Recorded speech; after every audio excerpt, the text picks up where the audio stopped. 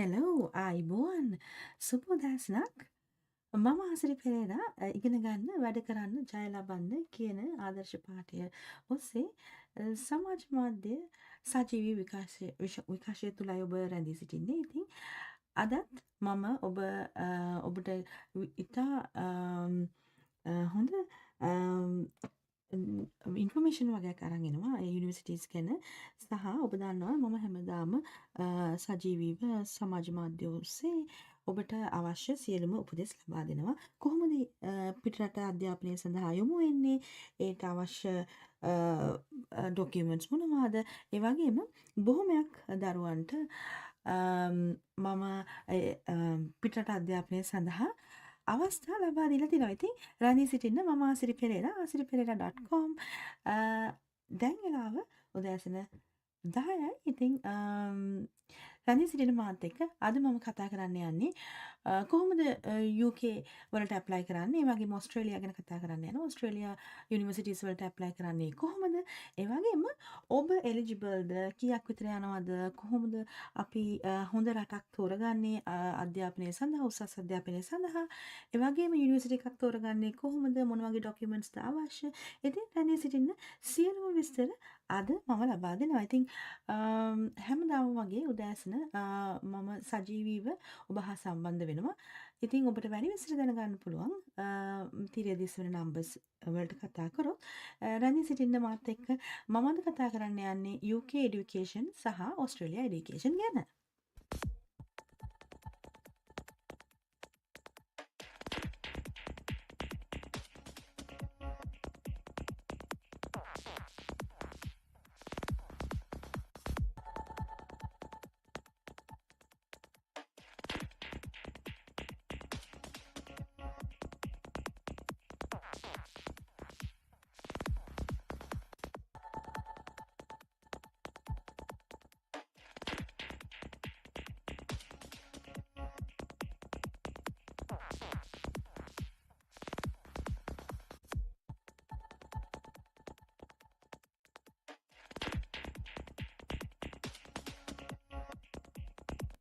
ඉතින් උසස් අධ්‍යාපනය සඳහා පිටරට යන්න බලාපොරොත්තු වෙන දුවදරුවන්ට අවශ්‍ය විස්තර ලබා දෙන්න මම හැමදාම උදේ 10ට ලංකාවේ වෙලාවෙන් එක දවසකුත් UK වෙලාවෙන් තව දවසකුත් හැමදාම සජීවීව ඔබ හා සම්බන්ධ වෙනවා. මට කතා කරන්න පුළුවන් 0777යි 798989 කියන දුරකථන අංක ඔස්සේ. ඒ වගේම අපිව විසිට් කරන්න පුළුවන් BML ශ්‍රී ලංකා අංක 163 නවනුවර පාර මාලබේ කියන ඇඩ්‍රස් එකට ආවොත් අපිට කතා කරන්න පුළුවන්, වැඩි විස්තර දැනගන්න පුළුවන්. ඉතින් UK, USA, Canada, Australia, New Zealand, Dubai, ඒ වගේම යුරෝපියන් රටවල් වලට වැඩිදුර අධ්‍යාපනය සඳහා කොහොමද පෙළඹෙන්නේ, ඒ වගේම ඇප්ලයි කරන්නේ කොහොමද, වීසා එකක් ගන්නේ කොහොමද, ඒ වගේම ඔබට තියෙන ප්‍රශ්න හැම දෙයකටම උත්තර ලබා දෙන්න මමත් මගේ කාර්ය මණ්ඩලයත් සැදී පැහැදී සිටිනවා. ඉතින් හැමෝම සුබෝදෑසනක්. ඉතින් වැඩි විස්තර දැනගන්න රැඳී සිටින්න. ඒ වගේම අපේ දුරකථන අංක විවෘතයි.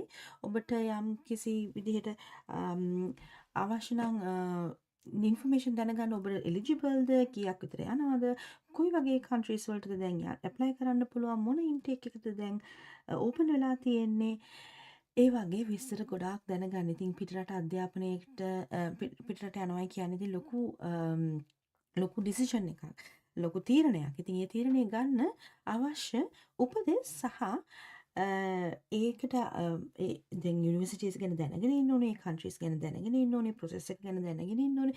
ඉතින් එහෙම වුණොත් තමයි ඔබට ඔබගේ දරුවාව පිටරට යවන්න බලාපොරොත්තු වෙමින් ඉන්නවා නම් ඒක ගොඩක් පහසු වෙනවා ඔබ ඒ පිළිබඳ දැනගෙන හිටියොත්. ඉතින් හැමදාම උදේ මම සජීවීව ඔබ හා සම්බන්ධ වෙනවා සමාජ මාධ්‍ය ඔස්සේ Facebook, Instagram, LinkedIn, YouTube හැම නාලිකාවකින්ම මම සජීවීව දැන් ඔබ හා සම්බන්ධ වෙනවා. ඉතින් කතා කරන්නේ 0777යි 798989 කියන දුරකථන අංකයට මේ දවස්වලත් ගොඩාක් දරුවන්ට ඔෆර් ලෙටර්ස් ගන්නවා.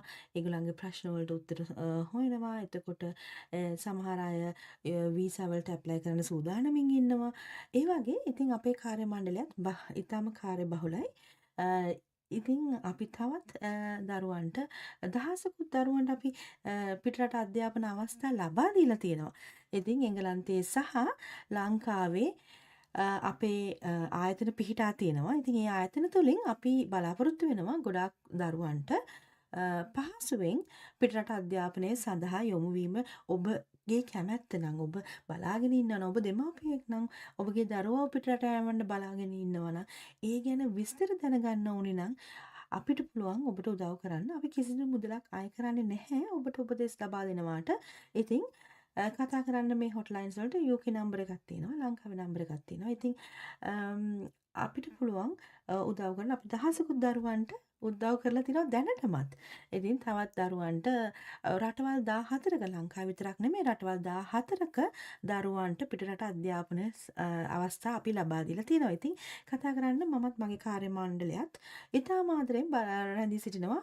අංක 163න් 4 නව නුවර පාර මාලබේ. ඉතින් ඔවුන් දන්නවා මම දැන් කාලයක් තිස්සේ සජීවීව ඔබ හා සම්බන්ධ වෙනවා සෝෂල් මීඩියා ඔස්සේ. ඉතින් මම ගැන කතා කරොත් ඉස්සර වෙලාම ඉතින් ගොඩක් දරුවන්ට අපි අධ්‍යාපන අවස්ථා ලබා දීලා තියෙනවා. මේ වගේම ඒ අධ්‍යාපන අවස්ථා ලබා දෙන්න තරම් සුදුසුකම් සහ ඊට උපදෙස් ලබා දෙන්න තරම් සුදුසුකම් තියෙනවා. ඉතින් මම ගැන වැඩි විස්තර දැනගන්න පුළුවන් asiriperera.com කියන වෙබ් අඩවිය ඔස්සේ. ඉතින් මමත් ඉගෙන ගන්න පිටරට අධ්‍යාපනය උසස් අධ්‍යාපනය සඳහා පිටරට ආපු කෙනෙක්. ඉතින් ඒ නිසා මට ඔයගලන්ට දෙන්න පුළුවන් හොඳම උපදෙස් සහ සහයෝගය දෙන්න පුළුවන්. ඉතින් වැඩි විස්තර දැනගන්න පුළුවන් asiriperera.com කියන වෙබ් අඩවිය ඔස්සේ. බොහොමයක් දරුවන්ට ආදරෙන් අපි අවස්ථා ලබා දීලා තියෙනවා. ඉතින් රැඳී සිටින්න මම අද කතා කරන්න යනවා UK යුනිවර්සිටි එකකට ඇප්ලයි කරන්න කොහොමද? ඒ වගේම ඇයි UK යුනිවර්සිටිස් වැදගත් වෙන්නේ? සහ අපි ඕස්ට්‍රේලියාවේ යුනිවර්සිටිස් ගැන කතා කරනවා. ඉතින් ඕස්ට්‍රේලියාවට යන්න කැමති කට්ටිය ඒ උපදෙස් ලබා ගන්න පුළුවන් අපෙන්.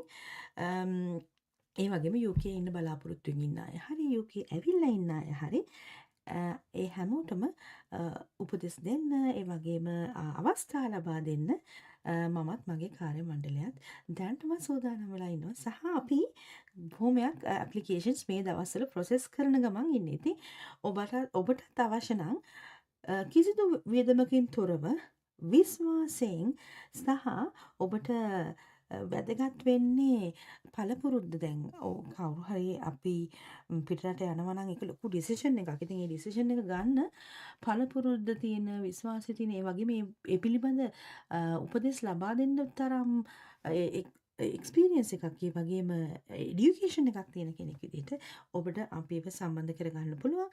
ඔබ මේ රැඳී සිටින්නේ Asiri Perera live social media සමගයි. ඉතින් රැඳී සිටින්න මම වැඩිදුර විස්තර ඔබ වෙත ගෙන එනවා. ඒ වගේම අද කතා කරනවා අපි ඕස්ට්‍රේලියා යුනිවර්සිටිස් ගැන, ඒ වගේම UK යුනිවර්සිටිස් ගැන කොහොමද ඇප්ලයි කරන්නේ, ඇයි අපි මේ රටවල් තෝරගන්න ඕනේ, ඒ වගේම අපි වෙනත් රටවල් එක යුනිවර්සිටිස් 1000කට වඩා අපි වැඩ කරනවා. ඉතින් ඔබට මොන රටකට යන්න වුණත් ස්ටුඩන්ට් වීසා එකකින් කතා කරන්න පුළුවන් 0777යි 798989. එහෙම නැත්නම් අපි විසිට් කරන්න පුළුවන් අංක 163න් 4 නව නුවර පාර මාලබේ BML ශ්‍රී ලංකා තමයි අපේ ආයතනය. ඉතින් වැඩි විස්තර දැනගන්න රැඳී සිටින්න.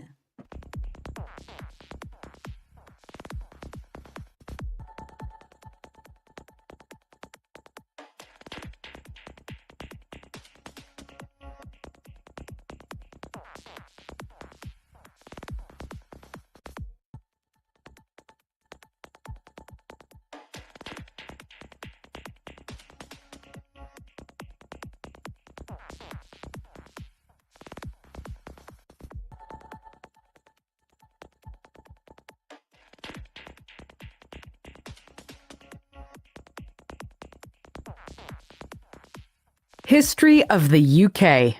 A brief history. The countries that make up what we know now as the United Kingdom each have a rich and complex history dating back in historical records for hundreds of years. The history of the UK is not a single story, but a tapestry of stories of multiple peoples and cultures developing together over time. Human history in the region dates back millennia, consisting primarily of various Celtic peoples by the end of the prehistoric period.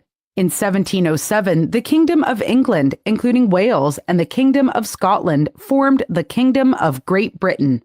In 1801, Great Britain, with the Kingdom of Ireland, formed a union to create the United Kingdom of Great Britain and Ireland. In 1922, part of Ireland seceded, leaving the present-day UK. Today, residents of the UK identify themselves in a variety of ways, including British, English, Scottish, Welsh, Northern Irish, or Irish. However, the official term for a citizen of the UK is British citizen. This brief timeline represents a few of the many important events that shaped the culture and society of the UK we know today. 1096 to 1209. University of Oxford and University of Cambridge are founded.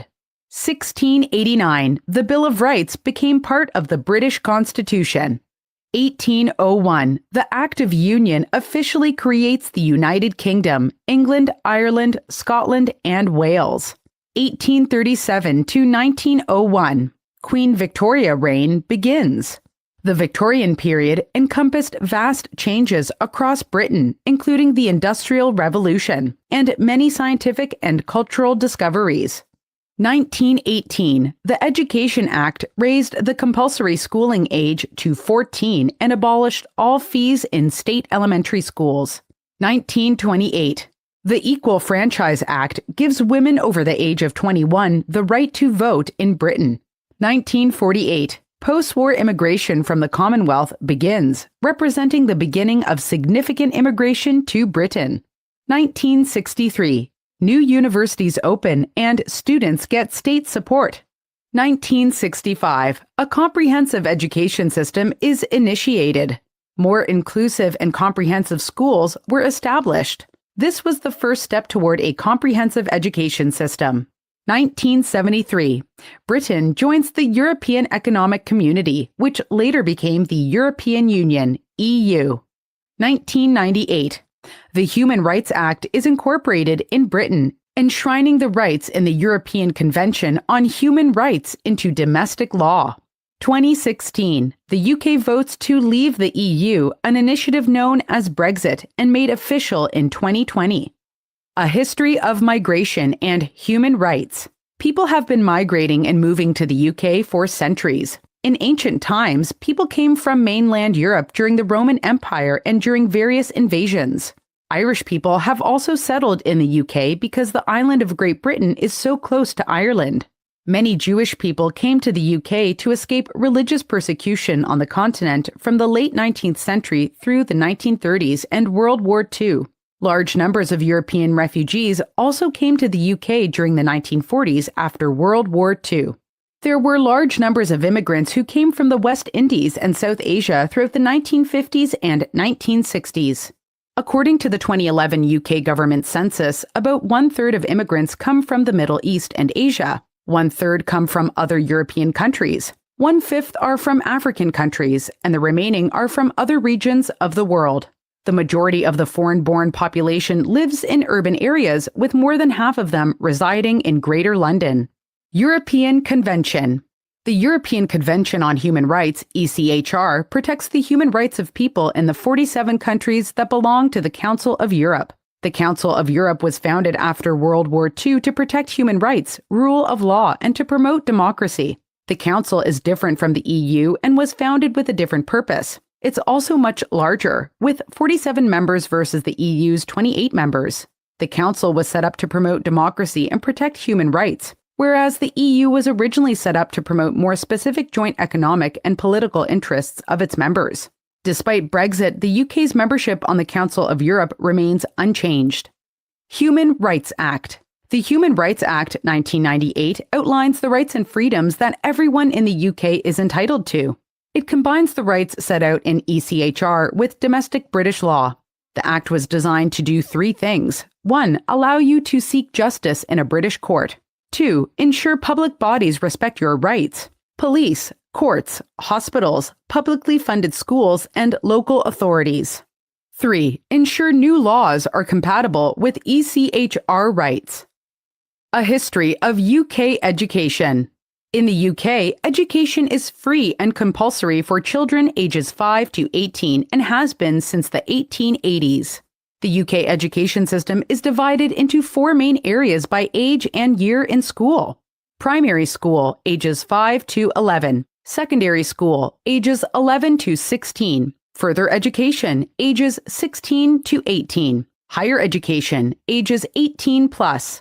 Between the two world wars, students who completed primary school took exams called the 11 plus, which determined where they'd go to secondary school. Students who scored high on their final exams were admitted to grammar schools and would most likely go on to university. Finally, there were students that attended modern schools and were taught a higher level of elementary education. After World War II, comprehensive schools emerged. The 11 plus exams have been phased out in many parts of the UK but remain in use in some areas. There are now state schools and grammar schools which are government funded and private schools at the secondary level. At the end of secondary school, year 11, students write their General Certificate of Secondary Education, GCSE exams. After secondary school, students can move on to further education or other options such as an apprenticeship. Students are able to leave school in England if they turn 16 years old by the end of summer of that school year, but they're required to fulfill one of the following until they turn 18 years old. Stay in full-time education, for example, college. Begin an apprenticeship.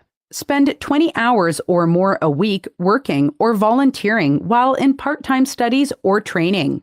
Students are also able to leave school in Wales, Scotland, and Northern Ireland when they turn 16 years old. But each country has their own set dates and times of year students can officially leave school. It's best to refer to the UK government website for more information. The UK is home to some of the most recognized and prestigious universities and colleges in the world, which makes it a top choice for international students. The University of Oxford is the oldest English-speaking university. There's evidence teaching took place at Oxford as early as 1096. UK universities have also been at the forefront of technology and innovation. Tony Wren, who studied at the University of Leeds, designed the world's first computerized train schedule in 1963. And Tim Berners-Lee, a computer scientist who studied at the University of Oxford, is credited with inventing the World Wide Web in 1989. In 2018 to 2019, there were 2.3 million students studying at higher education institutions across the UK, both domestic and international. These institutions grant certificates, bachelor's degrees, master's degrees, and doctoral PhD degrees. Higher education in the UK is regulated by the British government to maintain a high standard of excellence. We'll learn more about the current UK education system later in the course.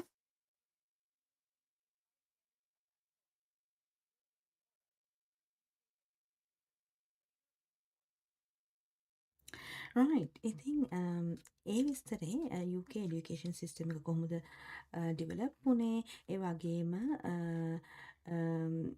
history of the UK. ඉතින් UK ගැන දැනගන්න දැන් ගොඩක් අය පිටරට අධ්‍යාපනයට යනවා නම් ඒ රටවල් ගැන දැනගන්න එක හොඳයි. මොකද එතකොට ඔබට ඒ এডুকেෂන් සිස්ටම් එක කොහොමද වැඩ කරන්නේ, ඒ වගේම නීතිය, ඒ රටවල් වල තියෙන නීතිය ගැන අවබෝධයකින් යන එක හොඳයි. ඉතින් ඒ කතා කරේ යුරෝපියන් කන්වෙන්ෂන් එක ගැන. ඒ කියන්නේ එක එක රූල්ස් ගැන, ඒ වගේම හියුමන් රයිට්ස් ඇක්ට් එක ගැන. ඉතින් UK වගේ රටකට එනකොට ඒ රටවල් වල තියෙන නීති පද්ධති ගැන දැනගෙන සිටීම ගොඩක් හොඳයි. මොකද එතකොට ඔබට ඒ නීති අනුකූලව වැඩ කරගෙන යන්න පුළුවන්. ඉතින් හිස්ටරි UK এডুকেෂන් හිස්ටරි එක ගත්තොත් UK এডুকেෂන් එක දරුවන්ට අවුරුදු 5 සිට අවුරුදු 18 වෙනකන් දරුවන්ට ෆ්‍රී এডুকেෂන් එකක් තියෙන්නේ. ඉතින් ඔබගේ ෆැමිලි එකත් එක්ක UK ඉන්න බලාපොරොත්තු වෙනවා නම් දරුවන්ගේ අධ්‍යාපනය නොමිලේ ලබා ගන්න පුළුවන්. ඉතින් ඒ විස්තරේ UK এডুকেෂන් සිස්ටම් එක ගැන. ඉතින් අපි බලමු ඊළඟට ඊළඟට මොනවද අපිට දැනගන්න තියෙන්නේ කියලා.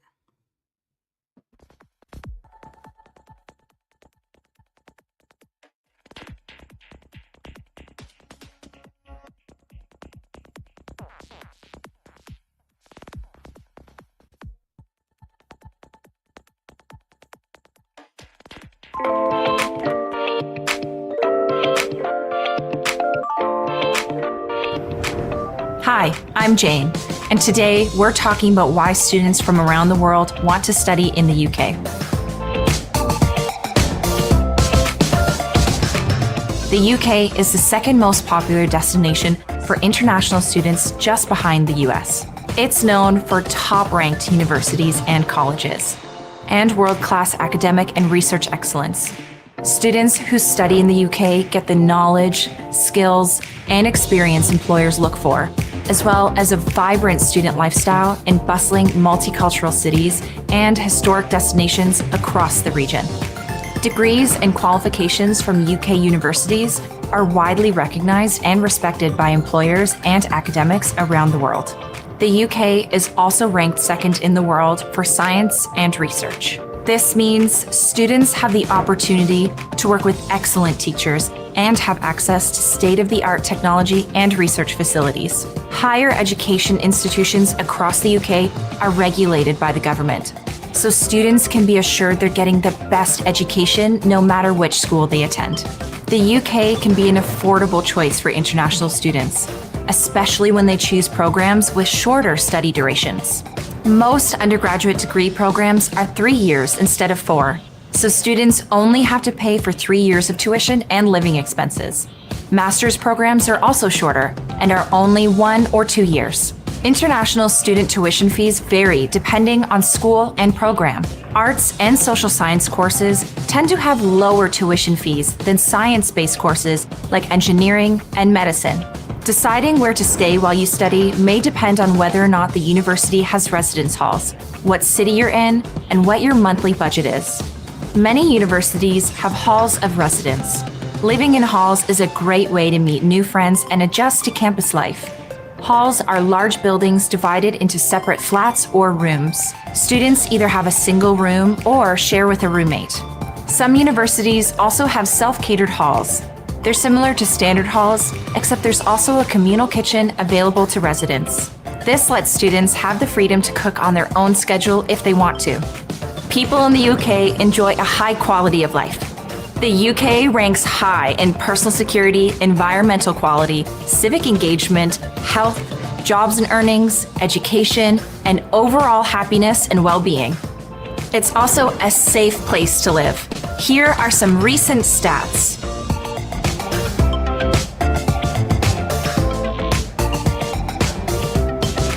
The UK is an extraordinarily multicultural society. For starters, the countries that make up the UK all have their own cultures, languages, and traditions. There are also people from all over the world of different races, religions, and ethnicities. Because the UK accepts people from different cultures, students can feel comfortable and confident knowing they'll be welcomed. The UK offers many employment opportunities for eligible international students who want to work part-time while they're studying. Students may find a job on campus or off campus. International students can typically work up to 20 hours per week during the school terms and full-time hours during school holidays. Students must be at least 16 years old and have a valid student visa. Each student's visa paperwork will outline any other restrictions that may apply to their eligibility for working while they study. Many international students take advantage of this option to help pay their tuition, gain work experience, or just have some extra money to travel around Europe while they're in the UK.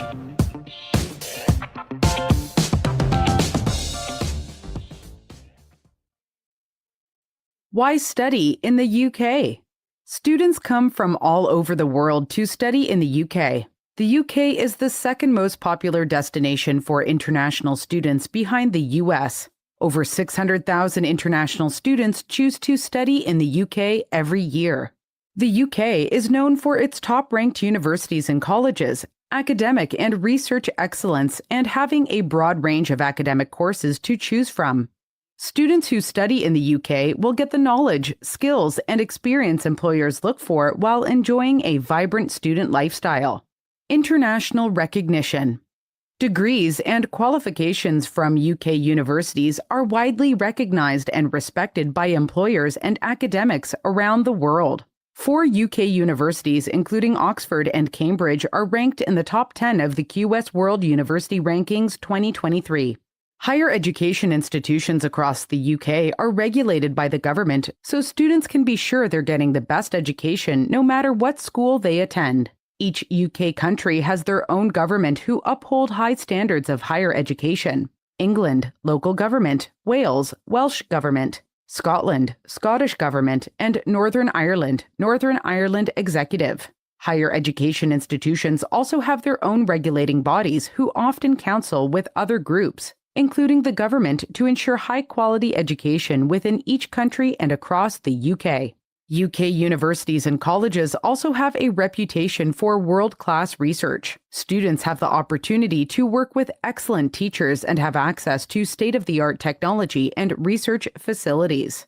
Affordable education. The UK is one of the most affordable countries for international students to pursue a quality education abroad. Most undergraduate degree programs are 3 years instead of 4, so students only have to pay for 3 years of tuition and living expenses. Master's courses are also shorter, only taking 1 or 2 years. International student tuition fees vary depending on the school and course. Tuition fees can range from £10,000 to £38,000 per year. Arts and social science courses tend to have lower tuition fees than science-based courses like engineering and medicine. Unique accommodation options. Many universities have halls of residence. Living in halls is a great way to meet new friends and adjust to campus life. Halls are large buildings divided into separate flats or rooms. Students either have a single room or share with a roommate. Rooms are furnished with basic furniture, including a bed, desk, and chair. Bathrooms and kitchens are often shared, and students are usually required to purchase food at the campus canteen or provide their own food options. Some universities also have self-catered halls. They are similar to standard halls, except there's also a communal kitchen available to residents. This allows students the freedom to cook their own food on their own schedule if they want to. But in second and third year, students may want to move into a house or flat that isn't associated with the school. Living in a house is generally more expensive than halls, but lots of students live with their friends and split costs such as rent, internet, and utilities. This option lets students choose where they live, who they live with, and the type of place they live in. Multiculturalism. The UK is an extraordinarily multicultural society. The countries that make up the UK, England, Scotland, Wales, and Northern Ireland, all have their own cultures, languages, and traditions. There are also people from all over the world of different races, religions, and ethnicities. Minorities make up about 15% of the population. Students can feel comfortable and confident knowing they'll be welcomed because the UK accepts people from different cultures. Work during study. The UK offers many employment opportunities for eligible international students who want to work part-time while they are studying. Students may find a job on or off campus. International students can typically work up to 20 hours per week during school terms and full-time hours, 35+ hours per week, during school holidays. Students don't usually need an additional work permit, but students must be at least 16 years old and have a valid student visa. Each student's visa paperwork will outline any other restrictions that may apply to their eligibility for working while they study. High quality of life.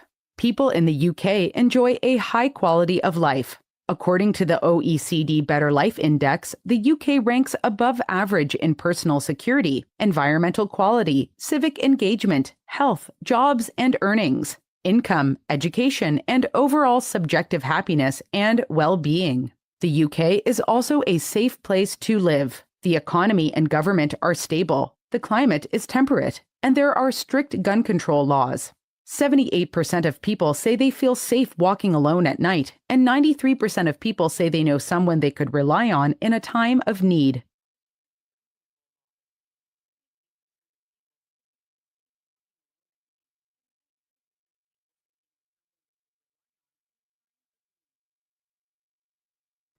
හරි. ඉතින් ඒ විස්තරෙන් ඇයි UK education සඳහා ඔබ ඔබේ දරුවාව යොමු කළ යුත්තේ කියන අ, අ, හේතු තමයි මේ දැක්වේ. ඉතින් ඉන්ටර්නැෂනල් රෙකග්නිෂන් එකක් තියෙනවා UK එඩියුකේෂන් එක. ඒ කියන්නේ UK උසස් අධ්‍යාපනය ගවර්න්මන්ට් රෙගියුලේටඩ්. ඒ හින්දා ඔබගේ දරුවාට ඉතාම ගුණාත්මක භාවයෙන් වැඩි සහ වර්ල්ඩ් රෙකග්නයිස් ලෝකයේ ප්‍රසිද්ධ ප්‍රචලිත ඒ වගේම හොඳ අධ්‍යාපනයක් ලබා ගන්න පුළුවන් කියන විස්තරය තමයි. ඒ වගේම affordable tuition ඒ වගේම accommodation ගන්න පුළුවන් කියන යුනිවර්සිටිස් බොහොමයක් UK යුනිවර්සිටිස් වල යුනිවර්සිටි එක තුළම accommodation ලබා ගන්න පුළුවන්, නවාතැන් පහසුකම් ලබා ගන්න පුළුවන් ඔබේ දරුවාට. ඉතින් වැඩි විස්තර කතා කරන්න අපිට මේ තිරේ දිස්වන නම්බර් එකකට කෝල් එකක් දෙන්න. අපිට පුළුවන් ඔබට වැඩි විස්තර ලබා දෙන්න. ඉතින්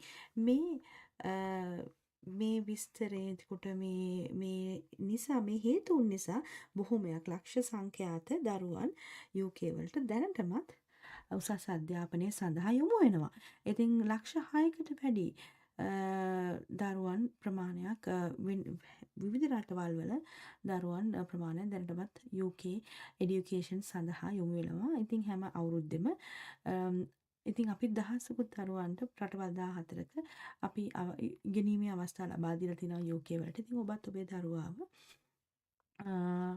UK වලට උසස් අධ්‍යාපනය සඳහා යොමු කරන්න බලාපොරොත්තුවෙන් ඉන්නවා නම් අපිට කතා කරන්න, අපිට පුළුවන් ඔබට උදව් කරන්න. ඉතින් මේ විස්තරේ ඇයි අපි UK ඉගෙන ගන්න ඉන්න ඕනේ, මොනවද යුනිවර්සිටිස් වල තියෙන රෙකග්නිෂන් එක. ඒකට යුනිවර්සිටි හැම එකම පාලනය කරන්නේ ගවර්න්මන්ට් වලින්. ඒ නිසා ඔබට හොඳ අධ්‍යාපනයක් ලබා දෙන්න පුළුවන් කියන ගැරන්ටි එක UK වලට තියෙනවා. ඒ වගේම ඉගෙන ගන්න අතරේ වැඩ කරන්නත් පුළුවන්. ඒ වගේම යුනිවර්සිටි ඇකොමොඩේෂන් ලබා ගන්න පුළුවන්. ඒ වගේම UK quality of education quality of life එක ඉතාම ඉහළයි. ඉතින් මේ විස්තරේ අද අපි කතා කරන්නේ UK එඩියුකේෂන් එකට කොහොමද ඔබ යොමු යුත්තේ සහ ඇයි ඔබ යොමු යුත්තේ කියන කාරණා. ඉතින් ඔබට මොන හරි ප්‍රශ්නයක් තියෙනවා නම් වැඩිදුර මේ ගැන දැනගන්න අවශ්‍ය නම් අපිට කතා කරන්න. අපේ දුරකථන අංකය විවෘතයි. ඒ වගේම ඔබට අපිව සම්බන්ධ කරගන්න පුළුවන්. අපිව විසිට් කරන්න පුළුවන්. අංක 163 නව නුවර පාර මාලබේ කියන අපේ ආයතනය පිහිටා තියෙනවා. දරුවන් බොහොමයක්. ඒ වගේම අපේ එංගලන්තයේත් අපේ ඔෆිස් එකක් තියෙනවා. ඉතින් ලංකාවෙන් ආවට පස්සේ අපිට පුළුවන් එක්සත් රාජධානියේ ඔබට ස්ටුඩන්ට් ඇකොමොඩේෂන්, එයාපෝට් පිකප්, ඒ වගේම පාර්ට් ටයිම් ජොබ්ස්, ඒ හැම දෙයකම උපදෙස් දෙන්න සහ උදව් කරන්න. මොකද අපේ ආයතනයක් එංගලන්තෙත් පිහිටා තියෙන නිසා. ඉතින් කතා කරන්න අද මම කතා කරන්නේ UK ගැන. ඒ වගේම ඊට පස්සේ මම ඕස්ට්‍රේලියා එඩියුකේෂන් එක ගැනත් කතා කරන්න බලාපොරොත්තු වෙමින් ඉන්න. රැඳී සිටින්න ඔබ මේ රැඳී සිටින්නේ ආසිරි පෙරේරා සජීවී විකාශය තුලයි.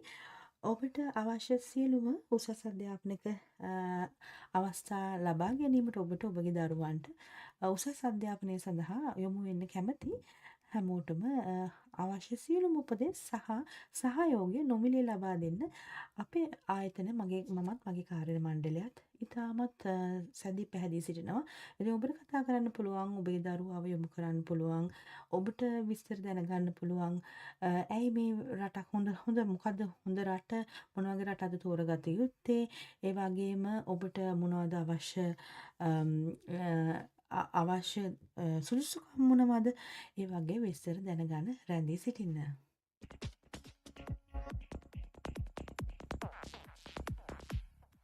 People and culture. The UK is made up of England, Scotland, Wales, and Northern Ireland, each with their own unique culture and traditions. UK people. The UK is made up of 4 countries, each with their own unique culture and traditions: England, Scotland, Wales, and Northern Ireland. The UK is also a welcoming place for people and cultural traditions from around the world. Immigrant communities make up approximately 15% of the UK's population. According to the 2011 UK census, 13% of people were born outside of the UK. More than half of the ethnic minority population in the UK is from India, Bangladesh, and Pakistan.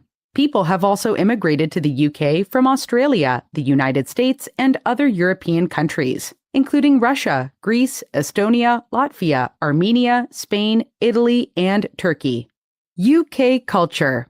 The UK is a welcoming place for people and cultural traditions from around the world. Some of these cultural traditions have significantly influenced the UK's music, film, and arts industry. What comes to mind when you think about UK culture? Perhaps you think of Shakespeare, Harry Potter, Sherlock Holmes, or James Bond. You might also think of the royal family, British invasion bands, or even Wembley Stadium. Historical sites. The UK is home to many cultural and historical sites like the British Museum, the National Gallery, the Tate Galleries, Stonehenge, Buckingham Palace, the Tower of London, and St. Paul's Cathedral. Music. Some of the most popular musicians and bands in the world are from the UK, including the Beatles, the Rolling Stones, Duran Duran, The Who, Queen, Depeche Mode, The Cure, Adele, Ed Sheeran, One Direction, and many, many more. Theatre. The UK has had a flourishing theatre scene since the 16th century. London is home to West End, the second largest commercial theatre district in the world behind Broadway in New York City. Here, you can see classic and contemporary plays and musicals such as Wicked, Hamilton, Phantom of the Opera, Mamma Mia, and more. The Globe Theatre, where Shakespeare's plays were performed, was one of the first theatres in a new theatre district that became the West End. Today, there are 39 West End theatres, the oldest being the Theatre Royal, Drury Lane, which opened in 1633. The Edinburgh Fringe Festival. Edinburgh comes to life during the Edinburgh Festival Fringe, one of the world's largest arts festivals.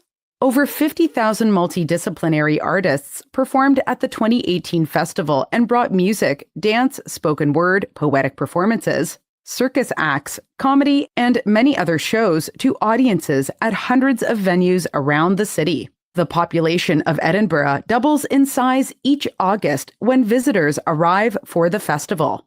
Sport. People in the UK also love sports, particularly football, soccer.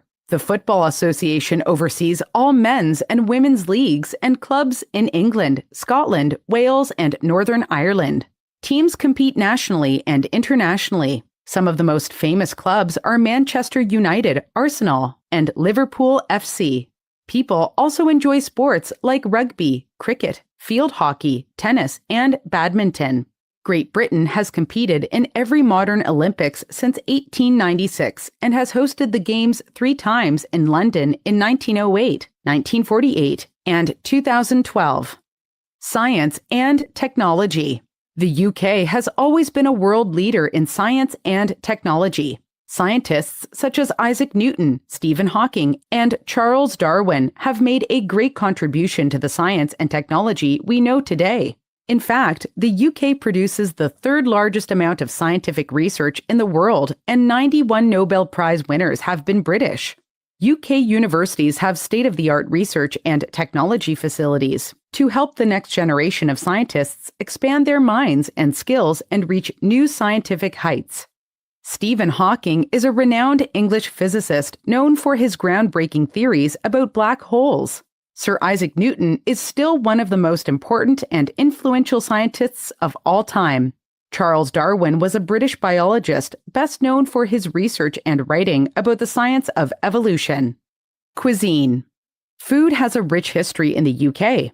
A lot of the traditional food is a blend of English, Scottish, Irish, and Welsh food.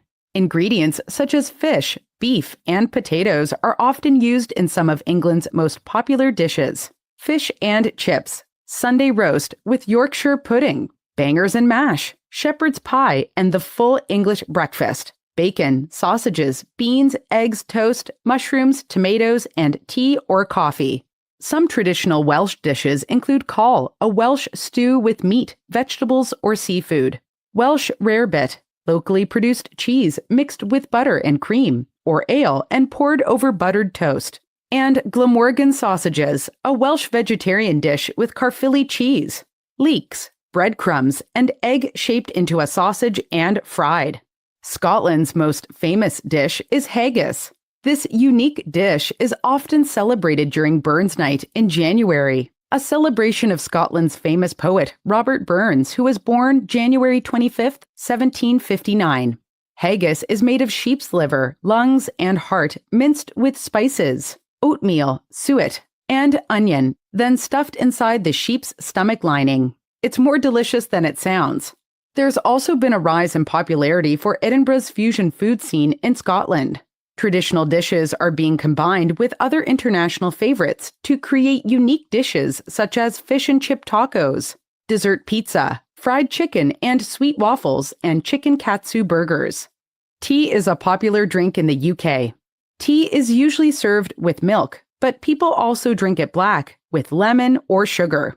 Tea may also be accompanied with a light snack such as sandwiches, crumpets, scones, or biscuits that may be served around mid-morning, informally called elevenses, or in the afternoon. In Northern England, Scotland, and Northern Ireland, tea may also refer to the hot, savory evening meal instead of being called dinner or supper.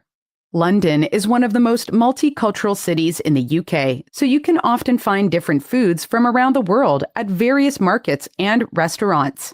London also has its own Chinatown in the West End near Soho and Leicester Square. Here, you can find authentic Chinese food as well as Malaysian, Japanese, Korean, Taiwanese, and Vietnamese food.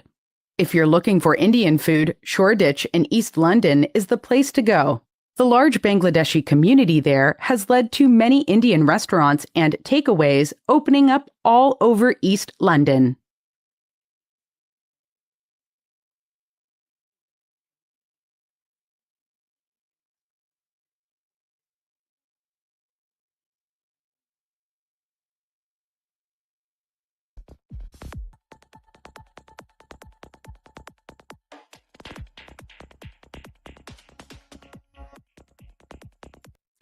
ඉතින් ඒ විස්තරේ UK වල තියෙන UK මිනිසුන් ගැන සහ ඒ cultures පිළිබඳ විශේෂ information ටිකක්. ඉතින් UK පොපුලේෂන් එකෙන් 15ක් විතර පිට රට වෙනත් රටවල් වලින් සංක්‍රමණය වෙච්ච සංක්‍රමණිකයන් තමයි ඉන්නේ. ඉතින් ඒෂියාවල ඉන්න, මිඩල් ඊස්ට්, ඒ වගේම ඔස්ට්‍රේලියා, යුනයිටඩ් ස්ටේට්ස්, ඒ වගේම යුරෝපයෙන් සංක්‍රමණය වෙච්ච බොහොමයක් මිනිසුන් ජීවත් වෙන විවිධත්වයෙන් යුතු සමාජයක් තමයි ඔබට දකින්න ලැබෙන්නේ. ඔබ එංගලන්තයට සහ මහා බ්‍රිතාන්‍යයට ඉගෙන ගන්න ආවොත් ඉතින් ඒ යුනික් කල්චර් එක වගේම ගොඩක් හිස්ටොරිකල් සයිට්ස්, ඒ වගේම මියුසික්, තියේටර්, ස්පෝර්ට්ස් වගේ දේවල් ලෝකේ ප්‍රචලිත ස්පෝර්ට්ස්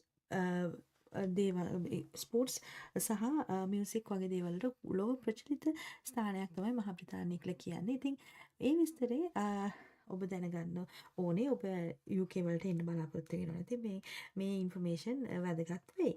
ඒ වගේම සයන්ස් ඇන්ඩ් ටෙක්නොලොජි වලට ලෝක ප්‍රචලිත විද්‍යාඥයන් සහ ගොඩක් පරීක්ෂණ සිදුවෙන ස්ථානයක් විදිහට මහා බ්‍රිතාන්‍ය ඔබට අඳුන්වා දෙන්න පුළුවන්. ඉතින් ඔබ යුනිවර්සිටි එකකට ආවොත් ඔබ ලෝ ප්‍රචලිත පරීක්ෂණ වලට සහභාගී වෙන්න පුළුවන් අවස්ථා ලැබෙනවා. මොකද දැනටත් ගොඩාක් යුනිවර්සිටිස් වලින්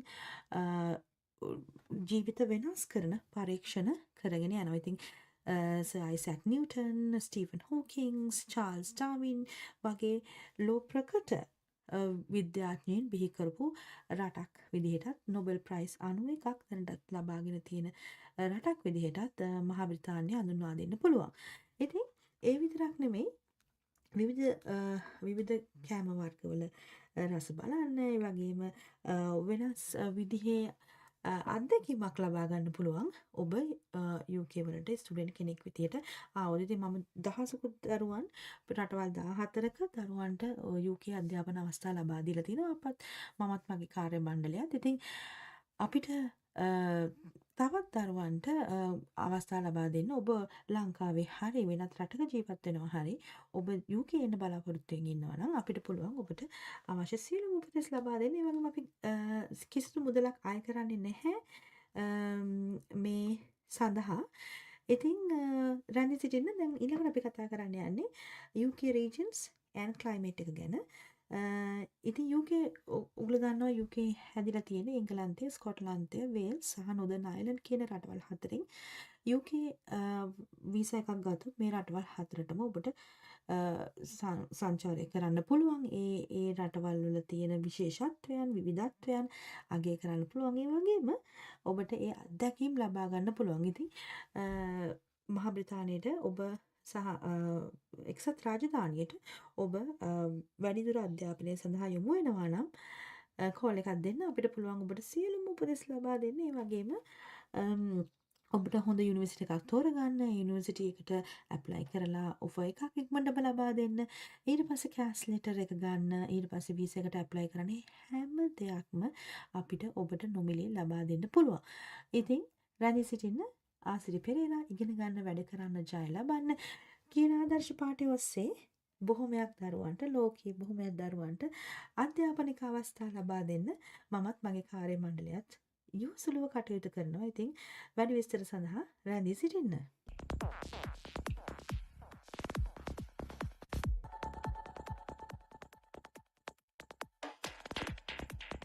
UK regions and climate.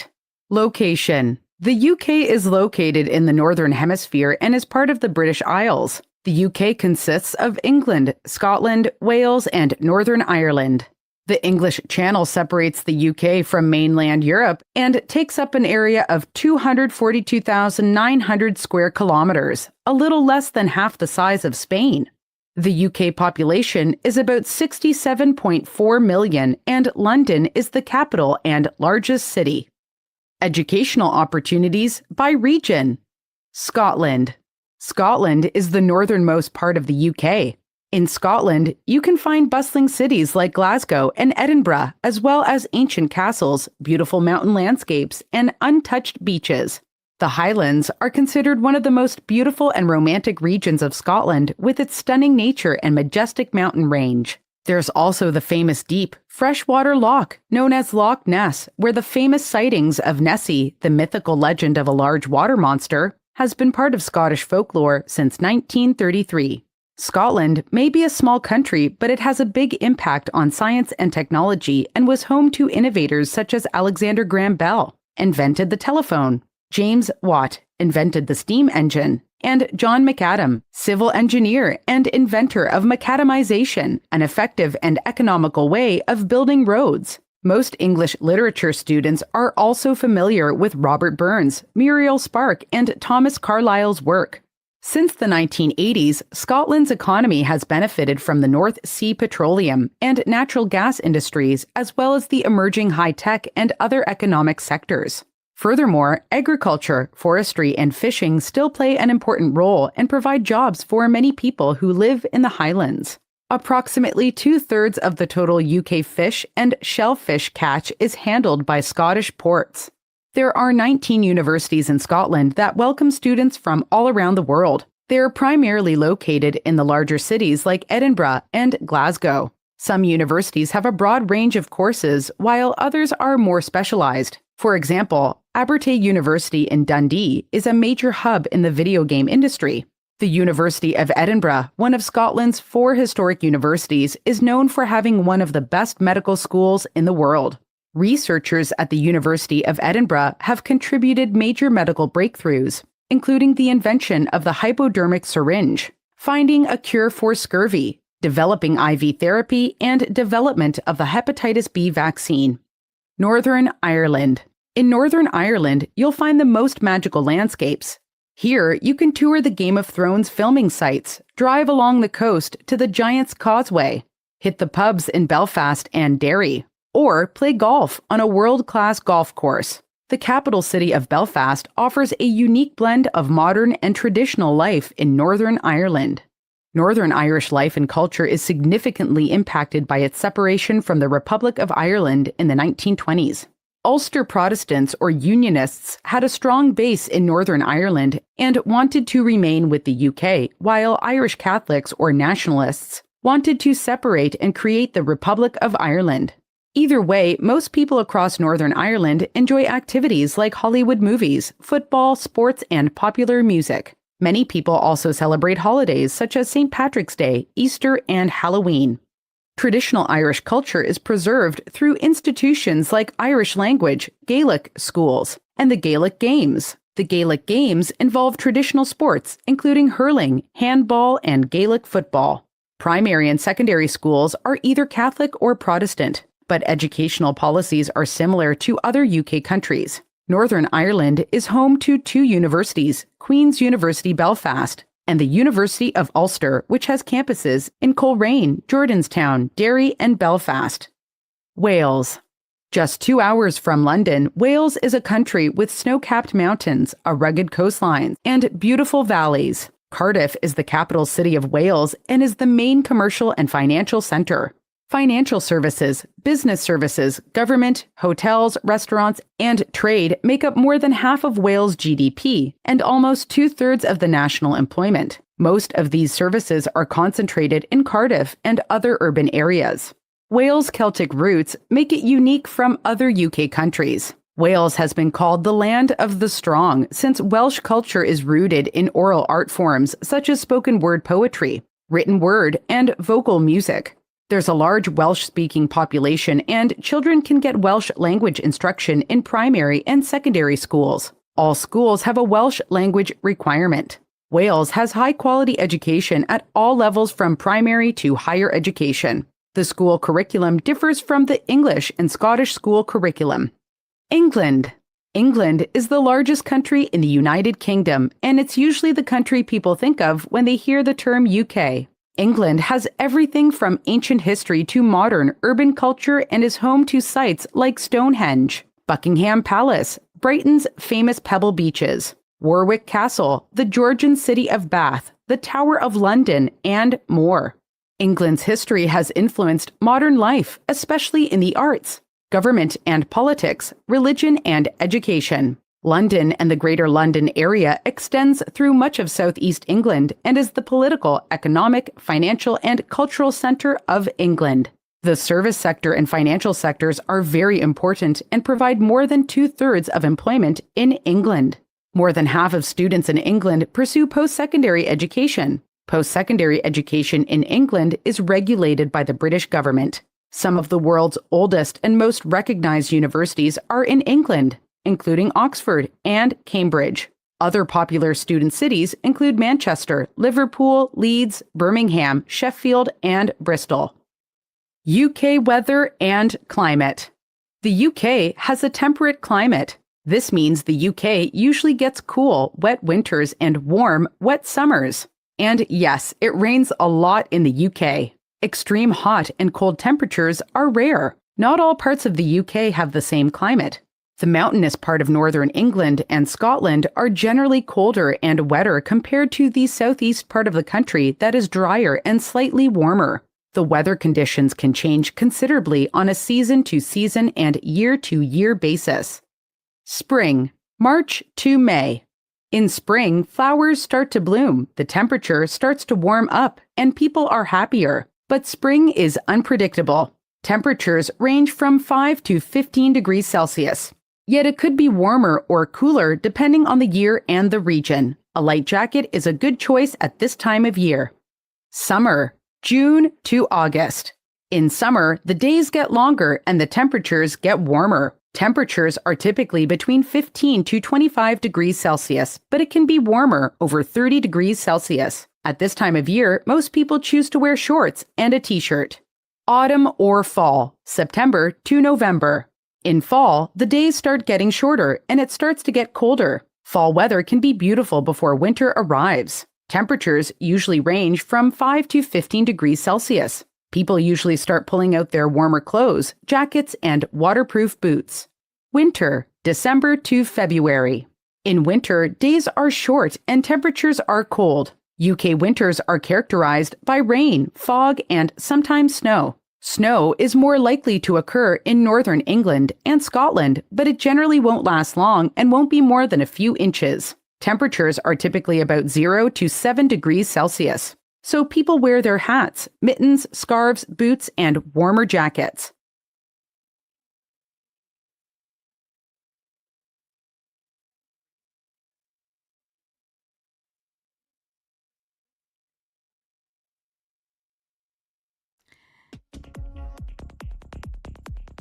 ඉතින් ඒ විස්තරේ කොහොමද වෙද එක කොහොමද එතකොට ලොකේෂන් එක කොහොමද ඒ වගේම කොච්චර පොපියුලේෂන් එක ඉන්නවද කියන එක තමයි එක්සත් රාජධානිය. ඉතින් ඔබේ දරුවාව එක්සත් රාජධානියට එවන්න සූදානම් වෙනවා නම් දැන් අපි මයි ඉන්ටේක් එකට සහ සැප්ටැම්බර් ඉන්ටේක්ස් වලට දරුවන් බඳවා ගන්නවා විවිධ කෝසස් වලට සහ අන්ඩර් ග්‍රැජුවේට් පෝස්ට් ග්‍රැජුවේට් සහ ඩොක්ටරල් කෝසස් වලට දැනට අපි දරුවන් බඳවා ගන්නවා. ඉතින් ඔබ වැඩිදුර විස්තර දැනගන්න ඕන නම් කතා කරන්න අපිට පුළුවන් ඔබට උදව් කරන්න. ඉතින් UK හැදිලා තියෙන්නේ ස්කොට්ලන්තය, වේල්සය, එංගලන්තය සහ නොදර්න් අයර්ලන්ඩ් කියන රටවල් 4න්. ඉතින් ඒ රටවල් වලට ආවේනික විවිධත්වයන් තුලින් සහ ඒ රටවල් වල තියෙන අධ්‍යාපනික ක්‍රම තුලින් ඔබට ඔබේ දරුවාට ඔබේ පවුලට හොඳ අධ්‍යාපනයක් ලබා ගන්න පුළුවන්. ඒ වගේම ලෝක ප්‍රචලිත යුනිවර්සිටිස් බොහොමයක් සහ ලෝ ප්‍රචලිත පරීක්ෂණ සිදුවෙන ඒ වගේම විද්‍යාඥයින් බිහි වුණු රටවල් විදිහට මේ රටවල් අඳුනන්න පුළුවන්. ඉතින් ඔබ වැඩිදුර විස්තර දැනගන්න ඕන නම් අපිට කතා කරන්න අපිට පුළුවන් ඔබට උදව් කරන්න. UK කියන්නේ මිලියන 68ක විතර ජනගහනයෙන් යුක්ත ප්‍රදේශයක්. ඒ වගේම ලෝකේ ගොඩාක් පරීක්ෂණ වලට සහ හොඳ නව සොයා ගැනීම් වලට ප්‍රමුඛත්වය පුරෝගාමී වුණු රටක් තමයි එංගලන්තය, ස්කොට්ලන්තය. ස්කොට්ලන්තයේ තියෙන යුනිවර්සිටිස් වල විශේෂත්වයක් තියෙනවා. ඒගොල්ලන් ගොඩක් මෙඩිසින් වලට සහ ගේමින් කියන අංශවලට ගොඩක් දුරට ඒගොල්ලෝ ලෝ ප්‍රචලිත යුනිවර්සිටිස් බොහොමයක් තියෙන රටක් තමයි ස්කොට්ලන්තය. ඒ වගේම එංගලන්තයේ තමයි ඔක්ස්ෆර්ඩ් විශ්වවිද්‍යාලය, ඒ වගේම කේම්බ්‍රිජ් විශ්වවිද්‍යාලය පිහිටා තියෙන්නේ. ඉතින් ඔබේ දරුවාටත් හොඳ අධ්‍යාපනයක් ලබා දෙන්න, හොඳ අනාගතයක් ලබා දෙන්න ඔබට උසස් අධ්‍යාපනය සඳහා එවන්න බලාපොරොත්තු වෙමින් ඉන්නවා නම් අපිට කෝල් එකක් දෙන්න. අපිට පුළුවන් ඔබට උදව් කරන්න. ඉතින් වෙද එක ගැන කතා කරොත් කාල ගුණ තත්වයන් වෙනස් වෙනවා. ඒ වගේම ඍතු 4ක් තියෙනවා. එක්සත් රාජධානිය spring, summer, autumn and winter. ඉතින් බොහොමයක් මේ කාලවල වල සෙල්සියස් අංශක 15ත් අතර. නමුත් ගොඩාක් සීතල නෙමෙයි වෙන රටවල් වගේ ගොඩාක් සීතල ගොඩාක් හිම රටක් නෙමෙයි. නමුත් මේ ඍතු 4ම පුරාවට සාමාන්‍ය දේශගුණ කාලගුණ පවතිනවා. ඉතින් ස්ප්‍රින්ග්, සමර්, ඕටම්, වින්ටර් කියන කාලගුණ 4ම එක්සත් රාජධානියේ තියෙනවා. ඉතින් ඔබට මේ ඔක්කොම අත්දැකීම් ලබා ගන්න පුළුවන්. ඔබට එන්න බලාපොරොත්තු වෙමින් ඉන්නවා නම් UK වලට. ඉතින් දැන් අපි කතා කරමු කොහොමද UK ගවර්න්මන්ට් එක සහ ස්ථාවරත්වය මොකක්ද කියලා. ඉතින් රැඳී සිටින්න.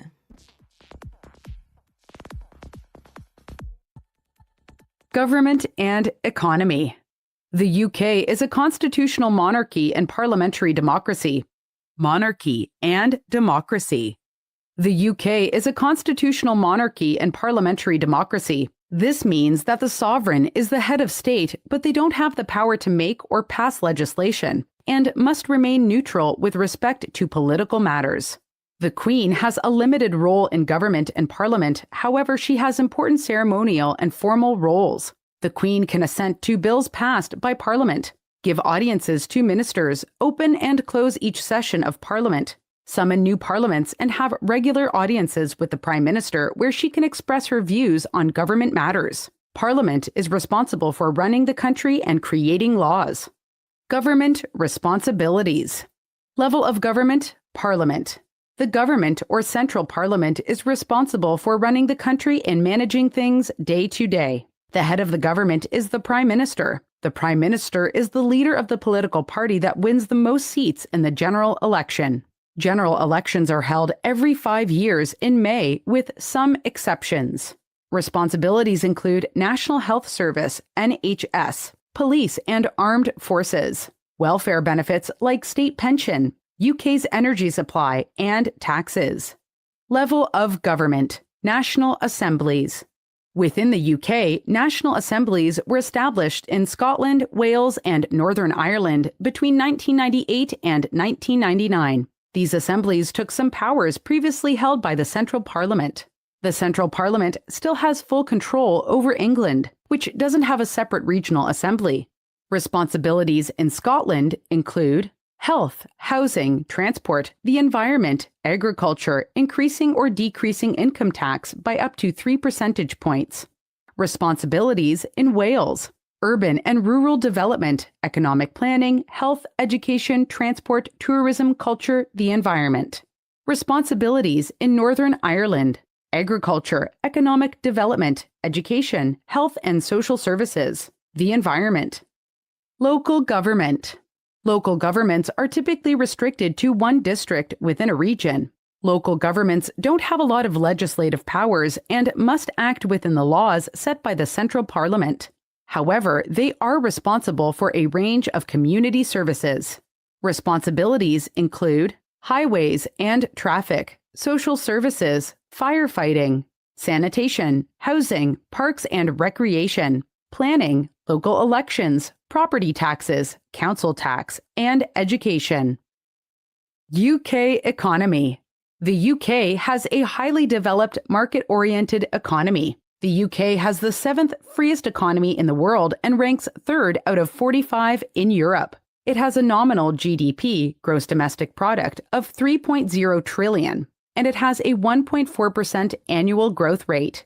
The UK is currently a member of the G7, the G20, the Commonwealth, the International Monetary Fund, NATO, the United Nations, and the World Bank. Finance. The UK, especially London, has traditionally been a world finance center. The financial services industry employs more than 1 million people and is experiencing rapid growth in mid-sized cities, including Edinburgh and Leeds.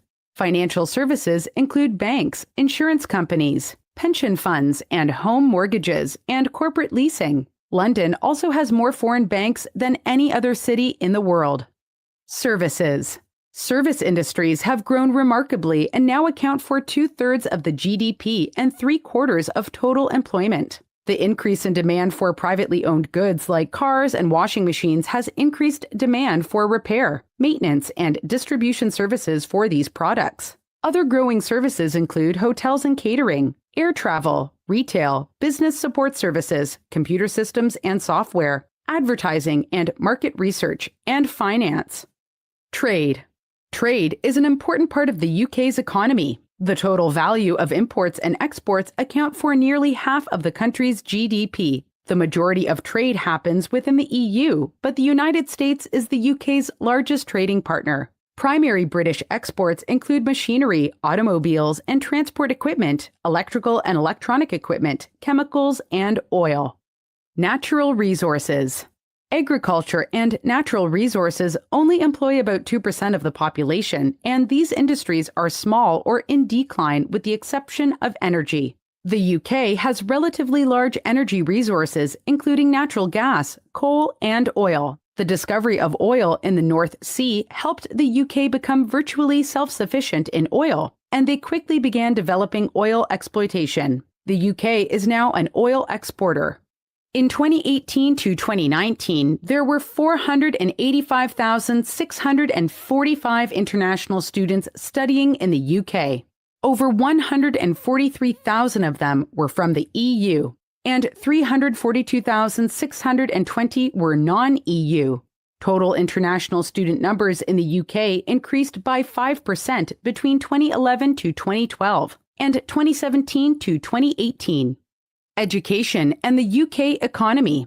International students contribute greatly to the UK economy. In 2020 and 2021, there were 605,130 international students studying at institutions across the country. Most of these students came from outside the EU. According to a 2018 report from the UK's Migration Advisory Committee, the Department for Education estimates their export value at £17.6 billion. International students contribute directly to the local economy by spending money on tuition fees, living expenses, and having their friends and family come visit them. They also provide a vital source of income for the higher education institutions directly. Students may also opt to extend their visa to stay and work in the UK after graduation. Brexit. In 2016, Britain held a referendum to leave the European Union. The term given to the sought-after agreement is Brexit. Britain plus exit equals Brexit. After 4 years, the UK officially separated from the EU in January 2020. Brexit outlines how the UK and EU will work, live, and trade together now that the UK can set its own trade policies. Some of the key changes are as follows. No safety check and restrictions on some products being imported. Businesses that offer services such as banking, accounting, and architecture will lose their automatic right of access to EU markets. Professional qualifications like doctors won't be automatically recognized. UK nationals will need a visa to stay in the EU for longer than 90 days. A new UK global health insurance card. The UK will gradually get a greater share of fish from its own waters. The UK is no longer obliged to comply with data protection standards set by the EU. EU and Swiss students will have to pay international fees.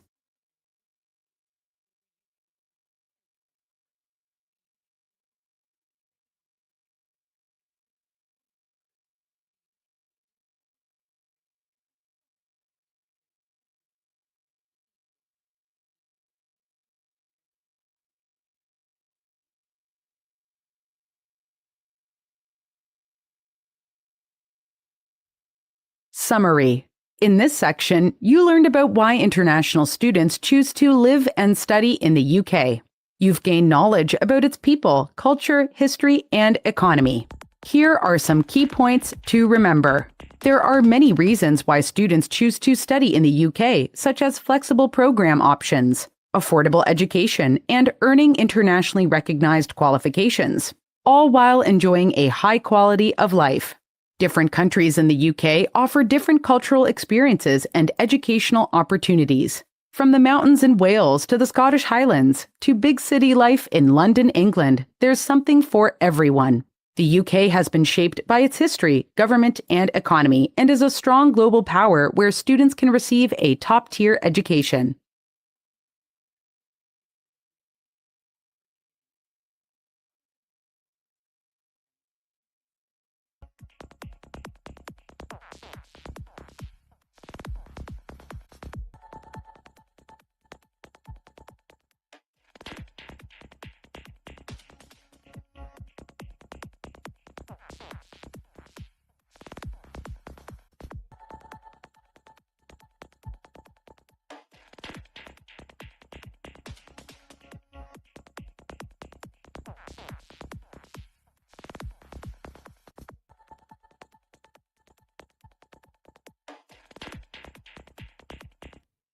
උදෑසන 11යි විනාඩි 7යි ඔබ මේ රැඳී සිටින්නේ Asiri Perera social media live session එකත් එක්ක. ඉතින් දවස ගානේ මම සෝෂල් මීඩියා වලින් ඔබ හා සම්බන්ධ වෙනවා සජීවීව ඔබට අවශ්‍ය සියලුම උපදෙස් ලබා දෙන්න.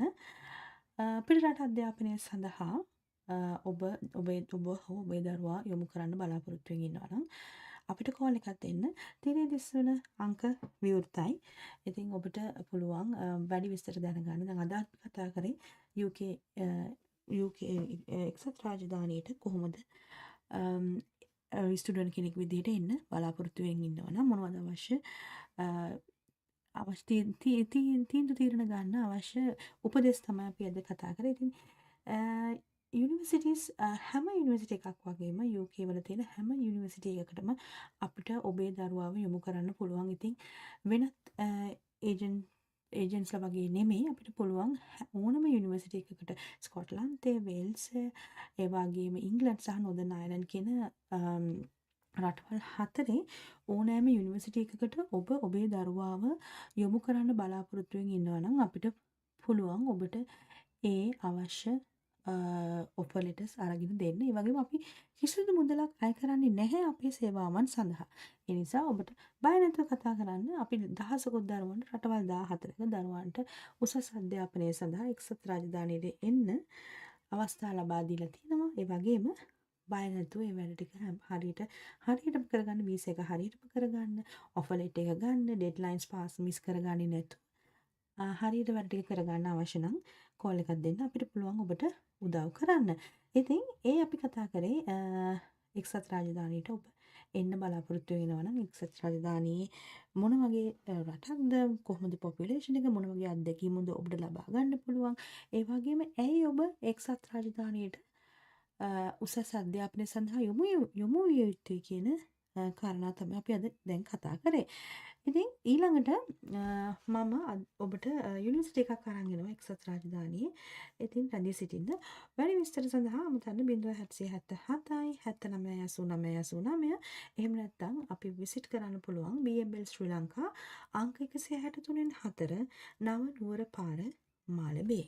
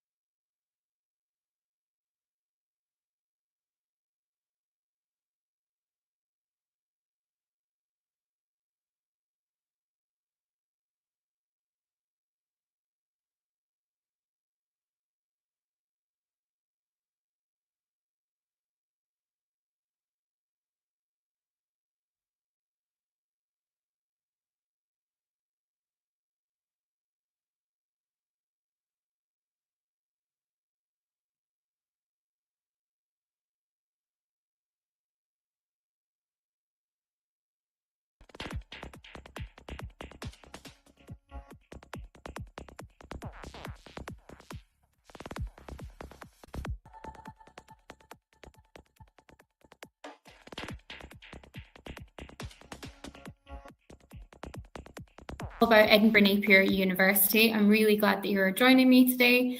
My name is Alice. I'm one of the senior international officers here at Edinburgh Napier, and I'm really excited to get to do this training with you. So the first section we're going to cover is a bit about the university and why it's a fantastic place for students to study. In this training, we're going to cover, like I said, why ENU. We're also going to talk a bit about the city of Edinburgh itself and Scotland. We'll delve into some of the courses that are offered here at the university. I'll show you how to navigate our website, as well as our entry requirements, information on scholarships and bursaries, loads of information about our student support and our accommodation as well. Next up, we're going to dive more into why ENU.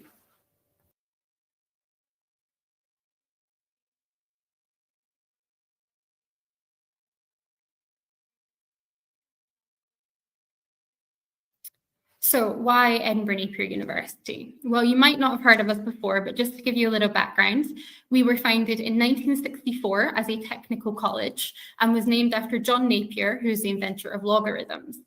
We're based in Edinburgh, which is the capital of Scotland, and is known as the country of inventors. So many things were invented here. The university itself was given university status in 1992. We have over 20,000 students from over 150 countries, and around a third of our students are international. We have 5 academic schools spread across 3 campuses in the west side of the city and over 200 programs to choose from. I've listed some of our rankings here. I won't go through everything. If you do want to know more or you have any applicants that would, please do check out our website. We have a full list. However, these are some of the ones we're really, really proud of. So we are the top university in Edinburgh for student satisfaction, and we have been now for the past 5 years in a row. We are now officially a top 500 university according to the Times Higher Education rankings, and we are the top modern university in Scotland. These are universities that were given university status in the UK after 1992. 2 key pillars at the university are employability and entrepreneurship. So we know when students are coming here, obviously their main goal is to get that degree, to get that piece of paper, but it's not all about that. It's also about providing them with the skills to be successful in their career after they have the degree. So 2 of the ways we do this, one is employability. We have our fantastic Student Futures team who are involved in every single one of our programs. They run loads of different sessions to provide students with support in applying for jobs, understanding the jobs market, providing them with those employability skills to get them ready for the world of work after they graduate. And we know that it's working, we know that it's making a difference because we have really, really high graduate employability rates, over 95%. So that's people, that's our students being in employment within 6 months of graduating. On the other side here, entrepreneurship is another really, really key factor. Like we said, Scotland's a country of inventors. We really do have a focus on making sure anyone can pursue their dreams. The business school is home to our Bright Red Triangle, which is our entrepreneurial hub. We've helped over 700 students build their startups so far.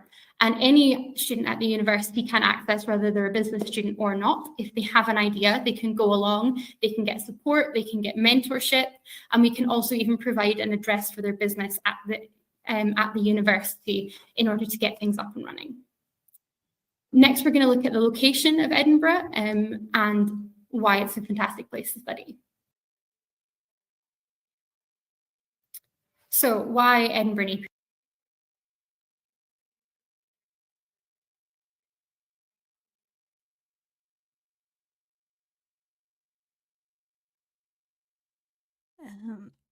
right. ඉතින් මේ විස්තරේ එඩින්බර් නැපිය university එක ගැන. ඉතින් එඩින්බර් නැපිය university එක පිහිටා තියෙන Scotland වල. ඒ වගේම මේ යුනිවර්සිටි එකේ 20000කට අධික ස්ටුඩන්ට්ස්ලා ප්‍රමාණයක් අධ්‍යාපනය ලබනවා. ඒ වගේම ඒගොල්ලන්ට 5 academic schools, campuses 3ක් තියෙනවා. 200කට වඩා programs තියෙනවා. University. Well, you might not have heard of us before, but just to give you a little background. ඉතින් එඩින්බර් නැපිය යුනිවර්සිටි එකට ඔබ කැමති නම් ඇප්ලයි කරන්න අපිට කෝල් එකක් දෙන්න අපිට පුළුවන් ඔබට උදව් කරන්න. We were founded in 1964 as a technical college and was named after John Napier, who's the inventor of logarithms. We're based in Edinburgh, which is the capital of Scotland, and is known as the country of inventors. So many things were invented here. The university itself was given university status in 1992. We have over 20,000 students from over 150 countries, and around a third of our students are international. We have 5 academic schools spread across 3 campuses in the west side of the city and over 200 programs to choose from.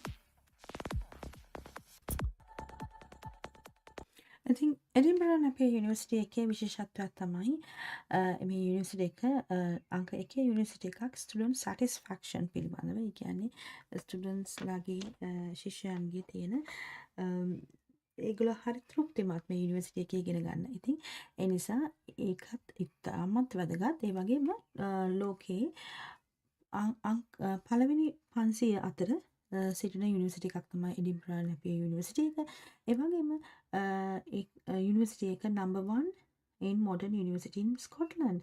ඉතින් Scotland වල එඩින්බරන් අපේ university එකට apply කරන්න කැමති දරුවෝ ඉන්නවා නම් අපිට කතා කරන්න. අපිට පුළුවන් ඔබට උදව් කරන්න.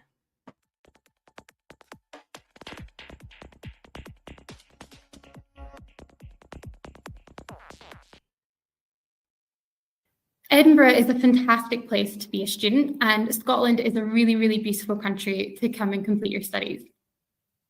Doesn't always get shouted about as much. When people think of the UK, quite often they think of England, but it's actually 4 separate countries. You can see from the map here, the United Kingdom is made up of England, Wales, Northern Ireland, and Scotland. So we're that section up at the top there. Scotland does have a really kind of distinct culture. There's around 5.5 million people here in Scotland, but we seem to make ourselves really well known.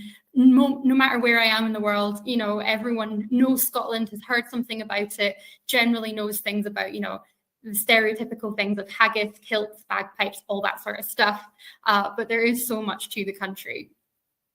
As you can see from the photograph here, we've got some incredible landscapes with photos taken up in the Highlands. So anyone that's outdoorsy, there's amazing places to go there, as well as the really beautiful cities, which I'm going to come on to now.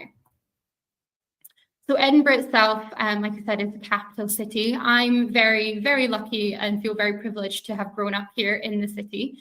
It is one of the best cities in the world, officially, not just me saying that. It was voted so by Time Out magazine in 2022.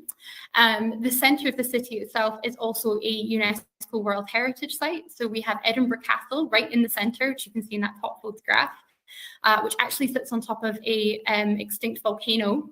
One of 2 in the city. We've got two extinct volcanoes here. And the whole kind of centre of the city, the old town, is really historic and really, really beautiful. Also a really student-friendly city. So we've got over 60,000 students based here in Edinburgh. So it means there's loads of student accommodation, student jobs, and student support, as well as just a really good student life as well. So Edinburgh is the 2nd best city in the United Kingdom for student life, just behind London.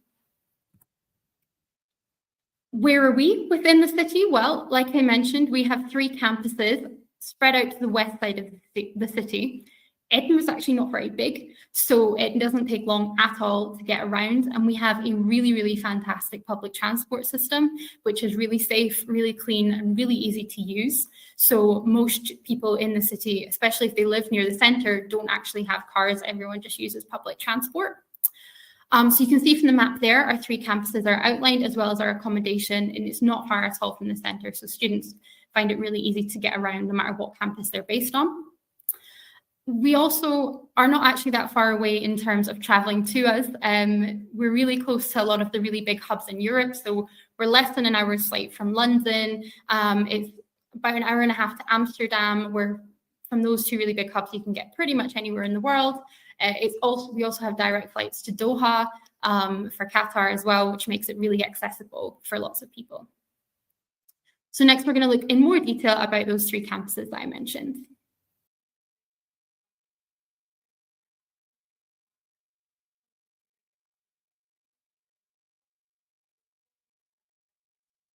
Our first campus is Craiglockhart campus, and this is the home of our business school. It's set in a really, really beautiful part of the city with beautiful gardens and things around the campus. It's very much a mix of the old and the new. So you can see from this photograph, the older side of the campus on the far side has a lot of history. It was a stately home at one point. It was a war hospital during World War I. And it was also then after that a convent. And when we took over in the 1980s, actually there were still nuns that lived and actually worked in our student accommodation when we first moved to the site. They are no longer there. And you can see the big extension that we built onto it as well. On the front of the campus, you can see what is affectionately known as the Egg. It is the iconic 200-seat Lindsay Stewart Lecture Theatre, absolutely stunning inside with really great views over the city. I think personally it looks more like a spaceship, but it does get called the Egg. Second campus is Site Hill. So this is our newest campus. It was fully knocked down and rebuilt and reopened in 2011. And it is the home to our School of Applied Sciences and School of Health and Social Care. So I'll go through the programs that are included in that in a little while, but all of the specialist equipment for those programs is based on this campus. So our sports centers, our bio labs, our nursing program suites, we have all laid out on this campus as well. Third and finally, the campus where I'm broadcasting to you from today, our Merchiston campus. So this is our original and oldest campus.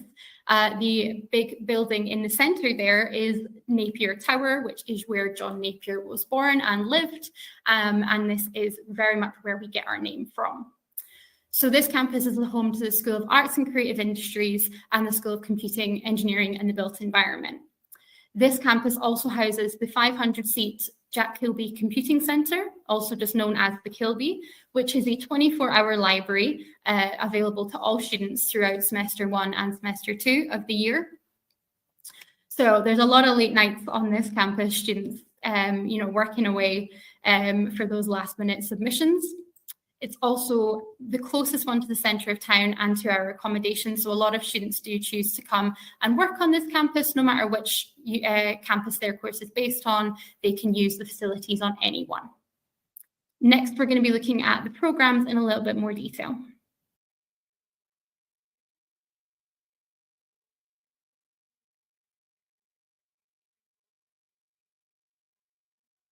So now we're going to go through each of our schools in turn and look at the programs that are covered in each.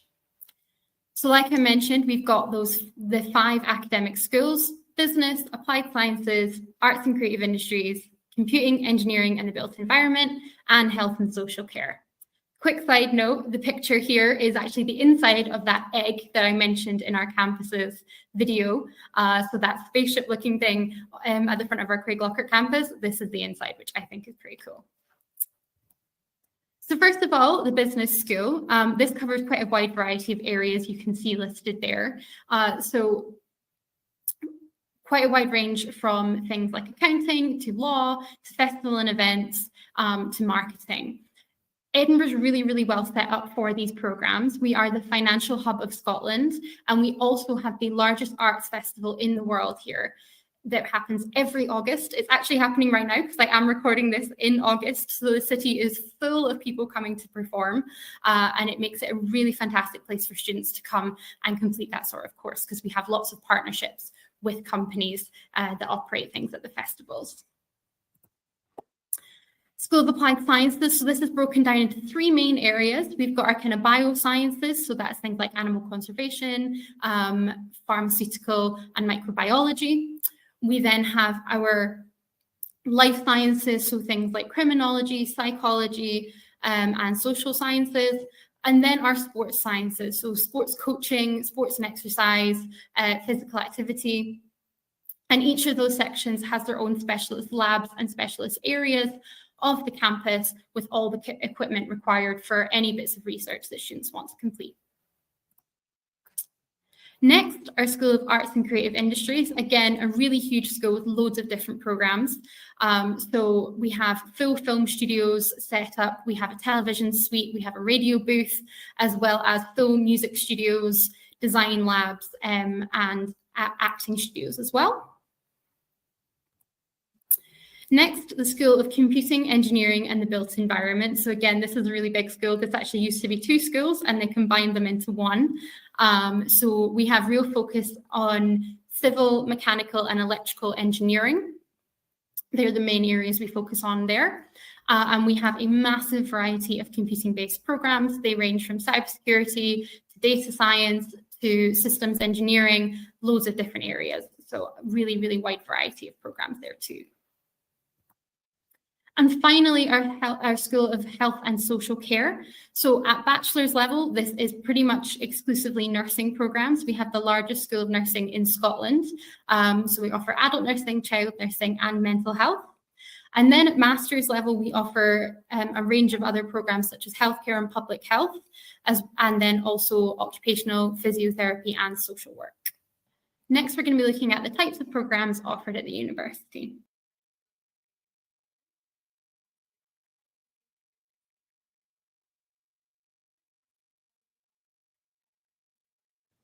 So how are Scottish degrees structured? At undergraduate level, there is a bit of a difference between Scotland and other areas in the UK. So in England, Wales and Northern Ireland, a bachelor's degree is only going to be 3 years. However, in Scotland, it is 4 years. This is because we do have a separate education system here. So our high school system runs completely separately. We don't do A levels, we do something called Scottish Highers, which just run at a slightly different level, meaning that our degrees are 4 years. It does seem weird when you're looking at the UK, but actually internationally, it's a lot more similar to places like Canada, the US, and many other locations who also run 4-year structures.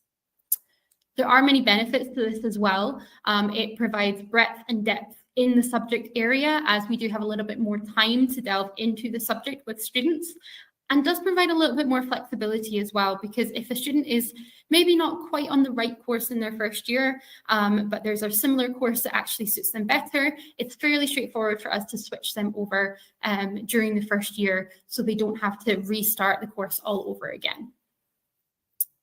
We also include study abroad options and year in industry options within the 4 years of the degree. You do not need to add this in. So like many other areas of the United Kingdom, if you wanted to do that, you would actually have to extend to 4 years. Here you wouldn't, it's part of your 4-year degree. And we do have really high graduation and employment rates from that. At postgraduate level, typically our programs are 1 year. We have a 3-trimester structure, so it's 2 teaching trimesters and then the final research trimester where they do their master's project. If you start with us in September, that would be 12 months.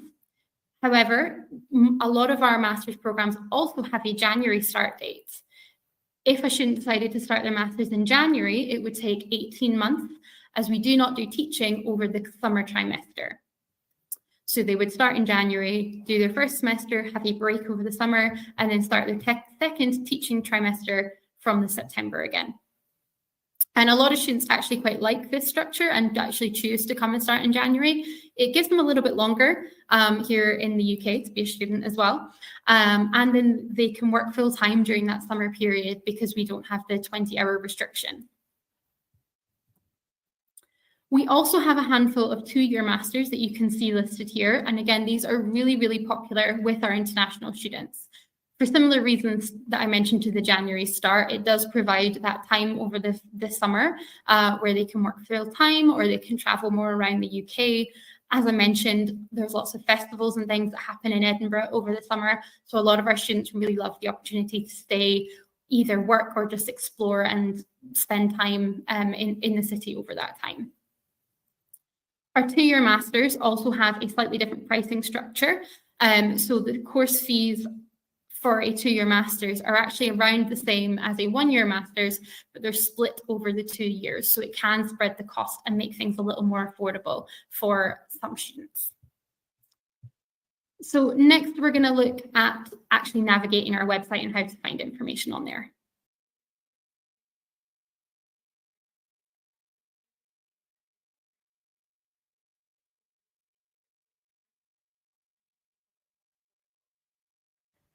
So now I'm going to show you how to navigate our website. So on our website, we have a page for each individual course that has a breakdown of what students will study.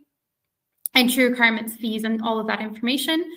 We also have a dedicated international section, which I will run through, show you how to find, as well as how to find our country-specific pages when you are looking for any specific entry criteria or support information for international students. So this is our website homepage.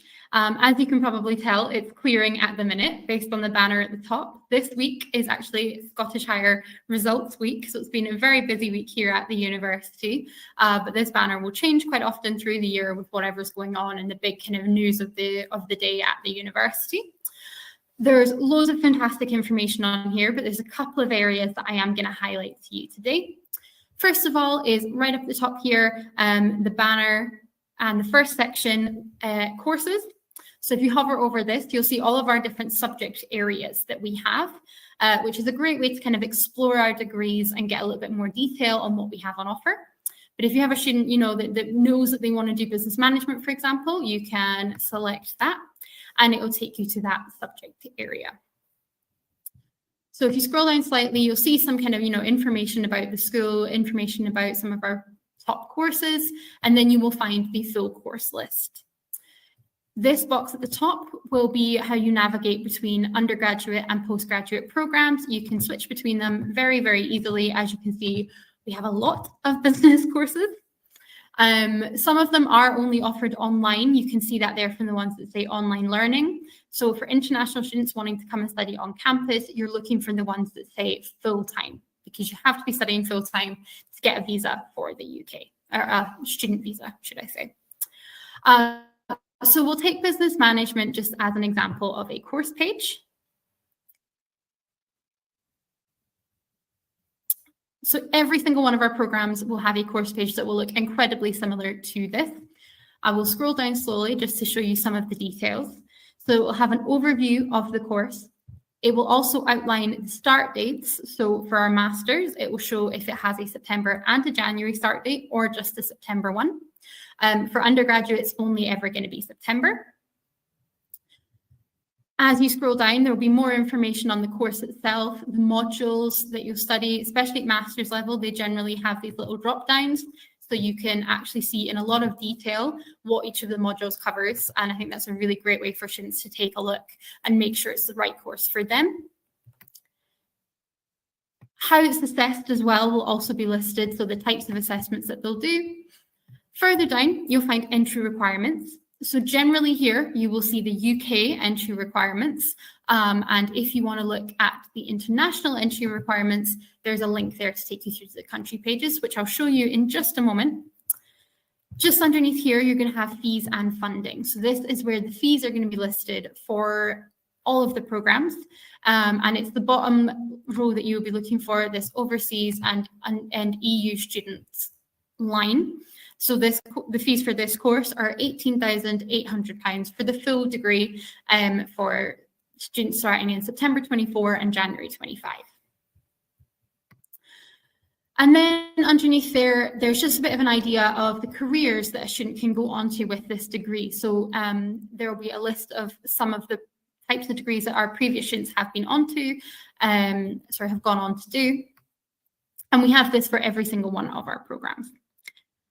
So that's the course pages in a very quick run through. Like I mentioned, I'm also going to show you how to find the specific country requirements for whatever course your student is from. So you can find that through clicking on this link. It will take you to the international section of our website and specifically the country section. Underneath, you'll see we have them split by region. So if I click on Africa, for example, and I'll click on Botswana, that's right here at the top, there will be entry requirements for both undergraduate and postgraduate listed on here. So as you can see, for Botswana, they would need to complete a pathway program to be considered first year of entry. And for postgraduate, they would need to have one of the following qualifications. We also have the English language details here, and we also have the entry requirements for any of our pathway programs that a student might be interested in. So for this country, that is very relevant as we don't accept the high school qualifications. So you can see the details down there as well. Lots of other information about scholarships, visits in your country. So if we are hopefully traveling over and we're going to be in that country, that would be listed there as well. So those are the two main areas of the website that I would direct you to. There's also lots more information in our international students section. So we have areas such as finding courses, the International Pathway College, which is based here at the Merchiston campus, like I just mentioned, as well as information, again, on your country, on scholarships, and on visa requirements as well. So visa and international support, lots of information there too. Next, we're going to look at the application basics.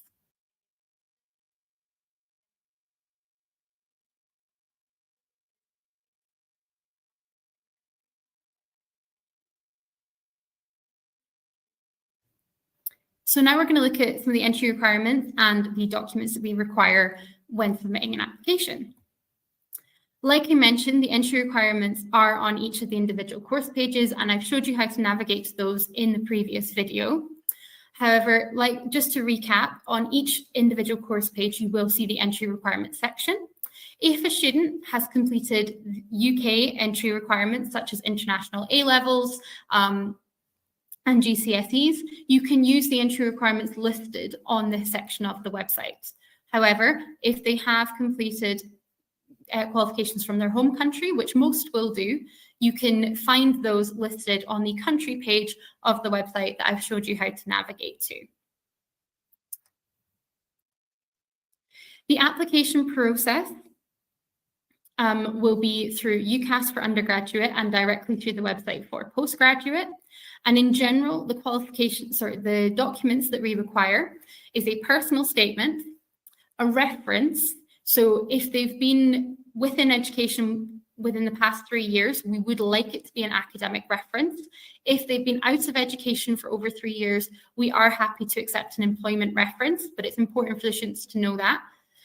We need a CV, and this needs to be a full and up-to-date CV, because unfortunately that doesn't always happen and it can delay offers.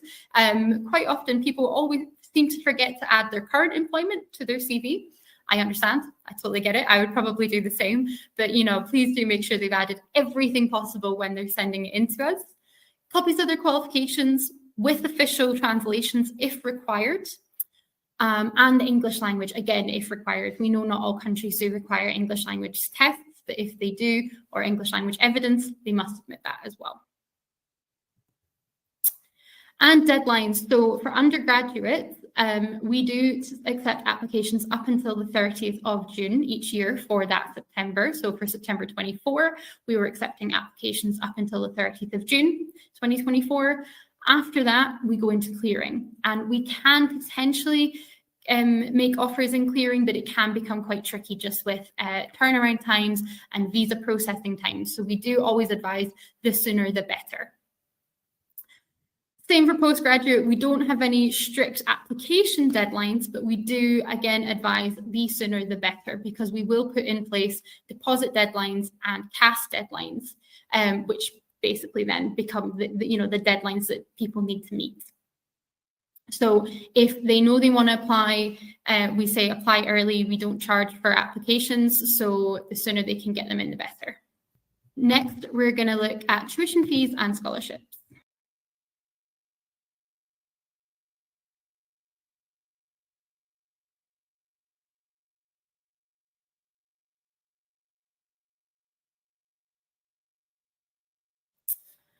So here you can see the tuition fees for September 24 and January 25. Our undergraduate fees and postgraduate fees do vary slightly depending on the course. Lab-based programs that have a lot of materials involved do have a slightly higher price tag than others, but there's not too much variation here. The postgraduate fees are ones I'll highlight just in terms of those 2-year masters. A lot of them tend to be around 20 to 21,000, but it gets split at around 10 to 11,000 per year, depending on the program. For all other ones, it's as listed here per year of the course. In terms of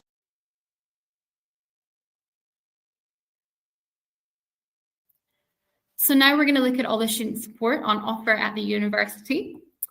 As you can see from the list here, we have an extensive amount of support available to students, and that's something we take really great pride in. So I'm going to run through these in turn.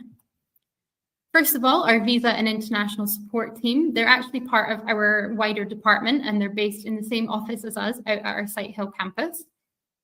So they're the ones that are responsible for issuing all of the CAF letters to students. They also provide immigration and visa advice. They're all fully qualified, trained visa counsellors. And they also provide support for students once they are in country as well. So if students are having any issues, not just around their visas, but any kind of issues in attending classes, or if they just need some more support, it's a really great place for them to go.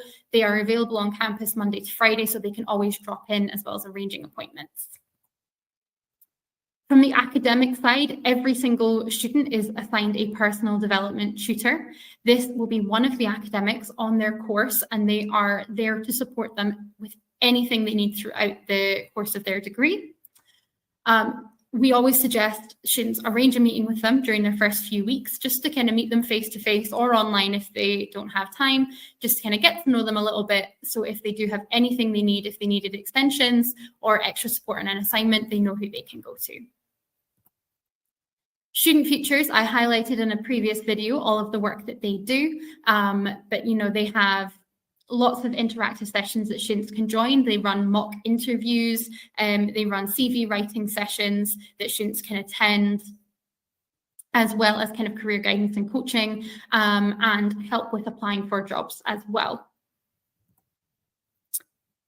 We also have English for academic purposes teams. So we fully appreciate that, it can be difficult when English isn't your first language to understand some of the terminology around academia. So if students are having any issues, if they need any support, our English team are there, as well as our academic skills team. It can be quite a tough transition from the learning style in their home country to the learning style in the UK. So the academic skills team run workshops on essay writing, referencing, as well as one-to-one drop-ins that students can sign up and go to.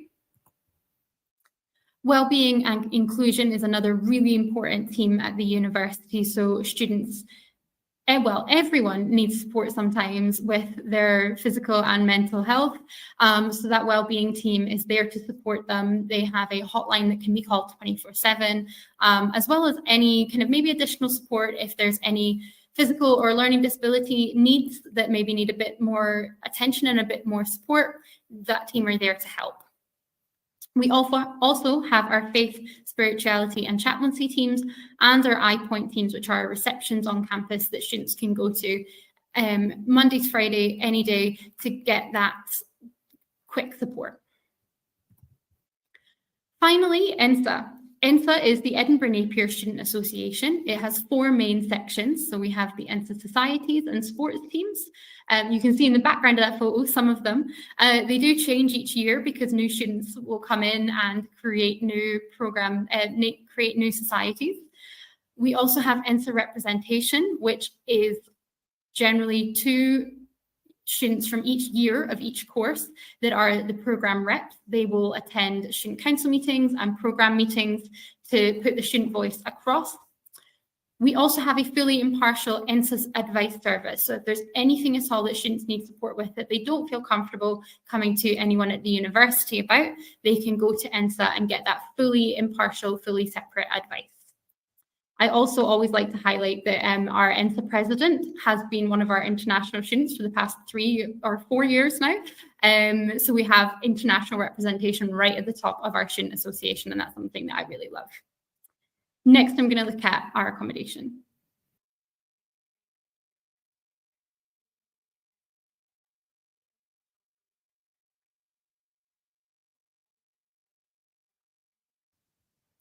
Deciding where to live when you're coming to study is a really big decision. We have 2 options available. You can either stay in our university accommodation, which is very close to all of our campuses, or you can look at private accommodation. For undergraduate students, we guarantee them a space in our student accommodation in their first year.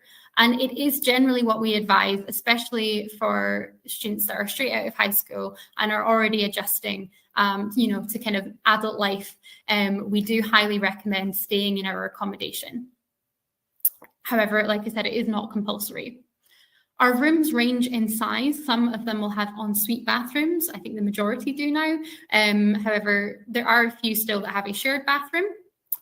All of our accommodation are set out like individual flats. They will have between 5 and 8 bedrooms in a flat, with then a shared living room and kitchen area. Like I said, they do vary in size. The rooms also vary. There are some larger rooms, some slightly smaller ones, and we do have a very small number of twin rooms that are very, very much what you see in the kind of American style dorm rooms. We don't have many of those. Some students really like them. Some people really wouldn't want those. So it does kind of, very much depend on the individual preference. And our rooms range slightly in price, but they're starting from roughly £189 per week.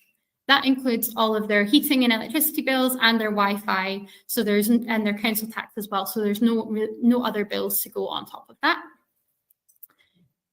If students don't want to stay in our accommodation, they absolutely can look at private accommodation. And we do have a private accommodation team that can provide them with support in, what areas of the city to look in, what to watch out for in landlord agreements to make sure it's a legitimate landlord.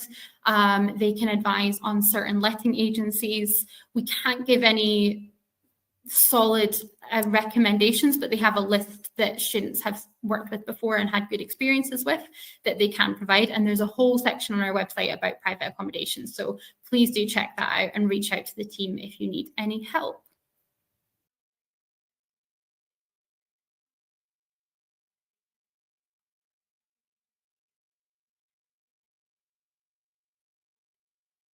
Thank you so much for making it all the way to the end and watching all of the videos. I hope you found them really helpful and informative. And if there's anything else you want to know, I always suggest going to the website. Everything I've covered today is listed on there. So please do take a look. And if you do need any other support, the university is always here. We're happy to help. Our international department are very friendly and here to help with any questions you have. So some of the key takeaways I hope you've got from today is the really incredible location we have here of Edinburgh, the really beautiful city and surroundings of our campuses, our really high-tech and state-of-the-art facilities, and just the friendly and supportive nature of the university. So I really do believe that it's a fantastic place for students to come and complete their studies. Thank you again, and we hope that you will be hearing from you soon.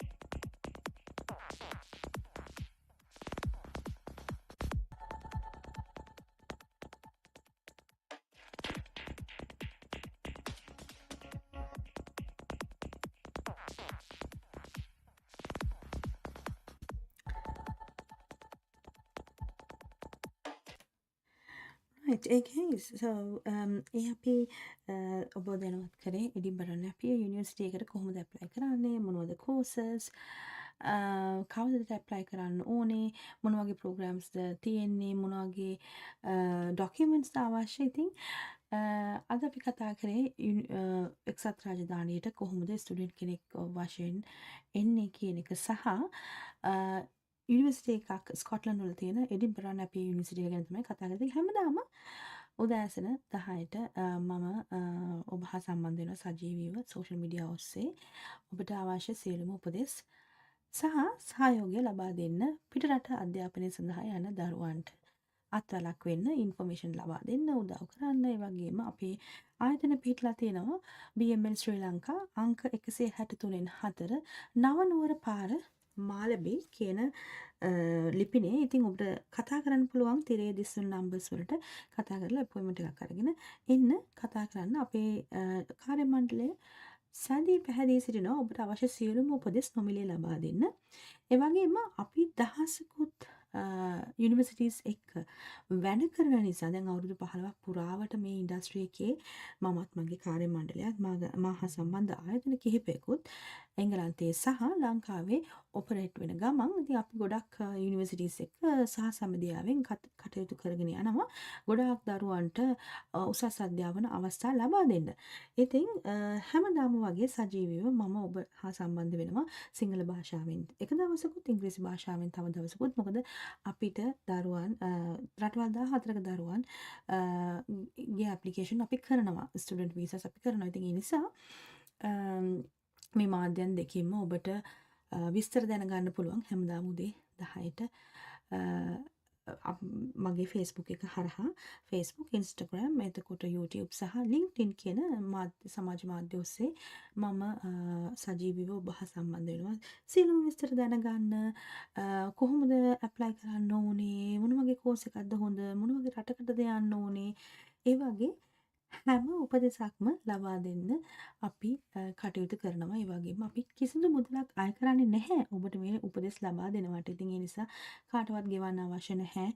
ඔබට නොමිලේ සේවාව ලබා ගන්න පුළුවන්. University fee එක university එකට ඩයිරෙක්ට්ලි පේ කරන්නත් ඒ වගේම වීසා ෆී එක වීසා ඔෆිසර්ස් වලට වෙනම පේ කරන්නත් ඔබට පුළුවන්. අපිට කිසිදු මුදලක් අය කරන්න අවශ්‍ය නැහැ. ඉතින් ඒ නිසා ඔබට නොමිලේ සේවයක් ලබා දෙන්න අවශ්‍ය උපදෙස් ලබා දෙන්න මොනවද දැනගන්න ඕනේ කියලා හරියටම මේ පාත් එකේ යන්නේ කොහොමද? දැන් ගොඩක් අයට සමහර වෙලාවට ලංකාවෙන් පිට ජීවත් වෙන අයත් අහනවා මිස් කොහෙද අපිට ඇප්ලයි කරන්න පුළුවන් UK එන්න පුළුවන්ද මොන වගේ යුනිවර්සිටිස්ද තියෙන්නේ කීයක් විතර යනවද අපිට මොන වගේ කන්ඩිෂන්ස් තියෙන අවුරුද්දක්ද අපිට টොප් අප් එකකට එන්න පුළුවන්ද එහෙම නැත්නම් මාස්ටර්ස් টොප් අප් වෙන්න පුළුවන්ද එහෙම නැත්නම් අන්ඩර් ග්‍රැජුවේට් টොප් අප් වෙන්න පුළුවන්ද PhD එකකට එන්න පුළුවන්ද කියලා ඉතින් ගොඩක් අයට තියෙන ප්‍රශ්න නිරවුල් කරලා දෙන්න අපේ ටීම් එක ඉන්නවා. ඉතින් කතා කරන්න 0777යි 79යි 89යි 89 කියන දුරකථන අංක විවෘතයි. ඒ වගේම අපි එංගලන්තේ ශාඛාවටත් ඔබට කතා කරන්න පුළුවන්.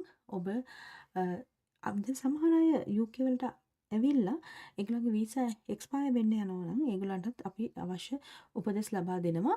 ඔබට එක්ස්ටෙන්ඩ් කරන්න ඕන UK වල ඉන්නේ. UK වලින් දැන් වීසා එක ඉවරයි වගේ නම් තව වැඩිදුර අධ්‍යාපනය සඳහා ඔබට ස්ටුඩන්ට් වීසා එකක් ඇප්ලයි කරන්න ඕන නම් අපිට කෝල් එකක් දෙන්න. අපි මේ දවස්වල සමහර අයට රට ඇතුළේ එක්සත් රාජධානියට ආපු අයට එක්ස්ටෙන්ෂන්ස් කරනවා වීසා එක්ස්ටෙන්ෂන්ස් කරනවා ස්ටුඩන්ට් කෙනෙක් වශයෙන් අපිට ඔෆර් ලෙටර්ස් ලබා දීලා ඒ සෑම කටයුත්තක්ම ඔබට කරලා දෙන්න පුළුවන්. ඉතින් අද මම කතා කරේ UK ගැන ඒ වගේම එඩින්බරන් අපි යුනිවර්සිටි එක ගැන කතා කරා. ඉතින් ඒ UK විස්තරේ UK වලට එන්න ඕන නම් ස්ටුඩන්ට් කෙනෙක් වශයෙන් එන්න ඕන නම් කතා කරන්න ඒ අවශ්‍ය සියලුම උපදෙස් අපි ලබා දෙනවා. දැන් අපි කතා කරන්න යන්නේ ඕස්ට්‍රේලියාව ගැන. ඉතින් රැඳී සිටින ඕස්ට්‍රේලියාවට කොහොමද ස්ටුඩන්ට් කෙනෙක් වශයෙන් ඔබට යන්න අවශ්‍ය නම් මොන වගේ ඩේටාද දැනගන්න ඕනේ මොන වගේ ඉන්ෆර්මේෂන් දැනගන්න ඕනේ කියලා දැනගන්න අවශ්‍යයි රැඳී සිටින්න. ඉතින් මේ මගේ සෝෂල් මීඩියා ලයිව් එක ඉතින් හැමදාම ඔබ හා සම්බන්ධ වෙනවා. නොමිලේ සියලුම උපදෙස් ලබා දෙන්න මමත් මගේ කාර්ය මණ්ඩලයත් සැදී පැහැදී සිටිනවා. ඉතින් 11:57යි උදෑසන වෙලාව. ඉතින් රැඳී සිටින්න. ඊළඟට අපි කතා කරන්න යන්නේ ඕස්ට්‍රේලියාවට කොහොමද ඇප්ලයි කරන්න ඕනේ. ඕස්ට්‍රේලියාවේ මොන වගේ යුනිවර්සිටිස් තියෙන ඒ වගේම ඇයි ඕස්ට්‍රේලියාවට උසස් අධ්‍යාපනය සඳහා යන්න ඕනේ කියන කාරණා කතා කරන්න රැඳී සිටින්න.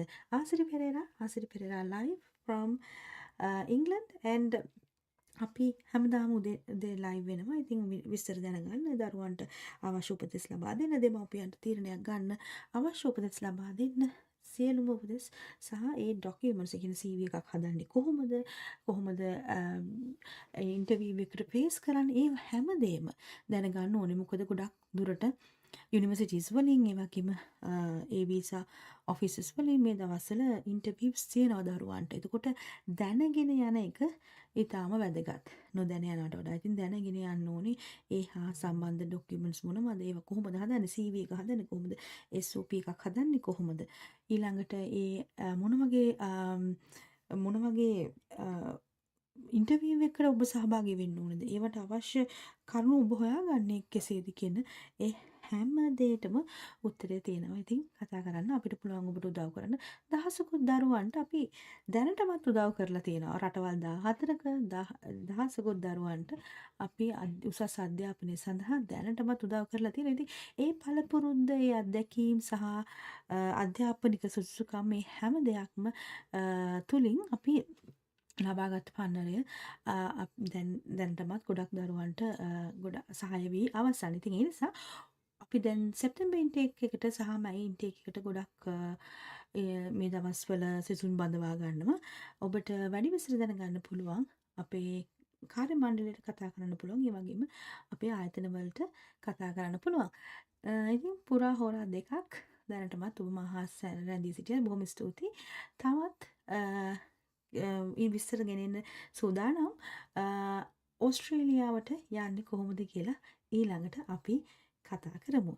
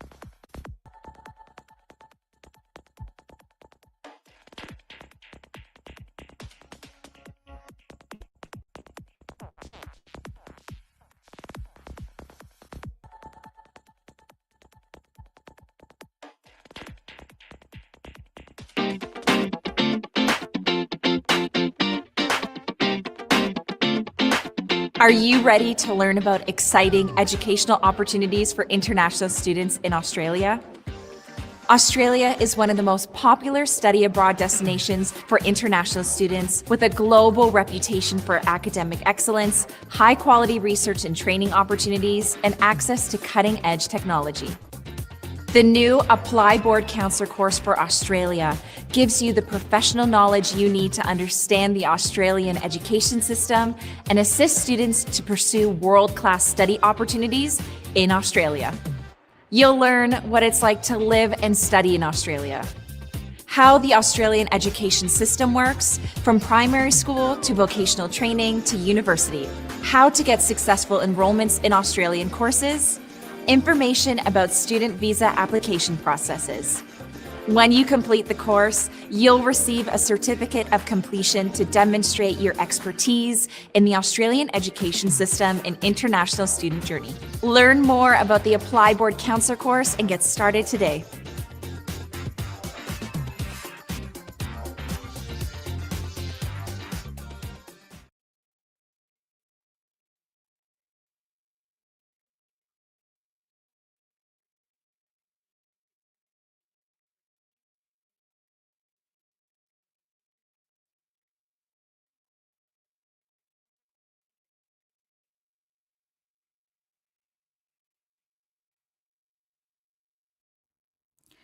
Australia is one of the most popular destinations for international students.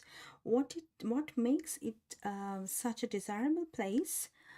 The benefits of studying in Australia, educational opportunities available to international students, what life is like in different regions of Australia, and an overview to Australian history, government, culture, and economy. So, we will learn about why study in Australia today. Australia attracts international students because of its globally recognized academic institutions and high quality education system accessible to student services, multicultural society, and vibrant lifestyle. As of December 2024, over 1 million international students enrolled in studies in Australia. Australia has world class education. Get at world class education. Australia has an outstanding higher education system. Most Australian qualifications are recognized by employers and academics worldwide.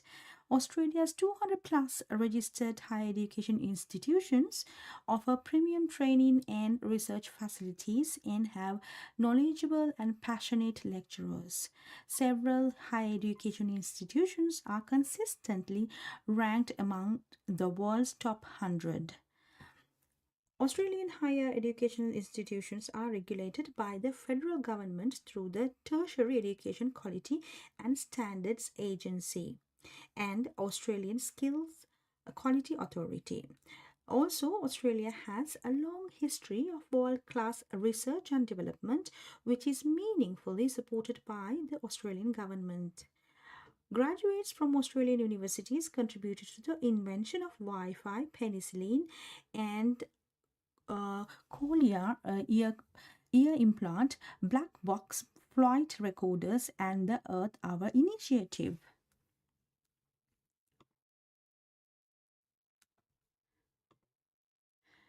Australian people and culture. Australia is culturally diverse, with residents whose ancestry spans the globe living in each of its regions. This creates a broader culture which can be lively, outdoorsy, and creative. For example, the city of Melbourne is known as Australia's cultural capital and is full of museums and art galleries, live music and film venues, and historic Victorian architecture. It also has a rich literary history and lively food scene. Australia's southern eastern Gold Coast region is known for its sandy beaches, incredible surfing spots, and thrilling theme parks. Tasmania, an island located off the southeast coast, is one of the Australia's smallest states, with 1/5 of its area designated as a World Heritage Area. Australia's varied geography, sweeping coastline, and pristine wilderness contribute to many Australians' love for outdoors.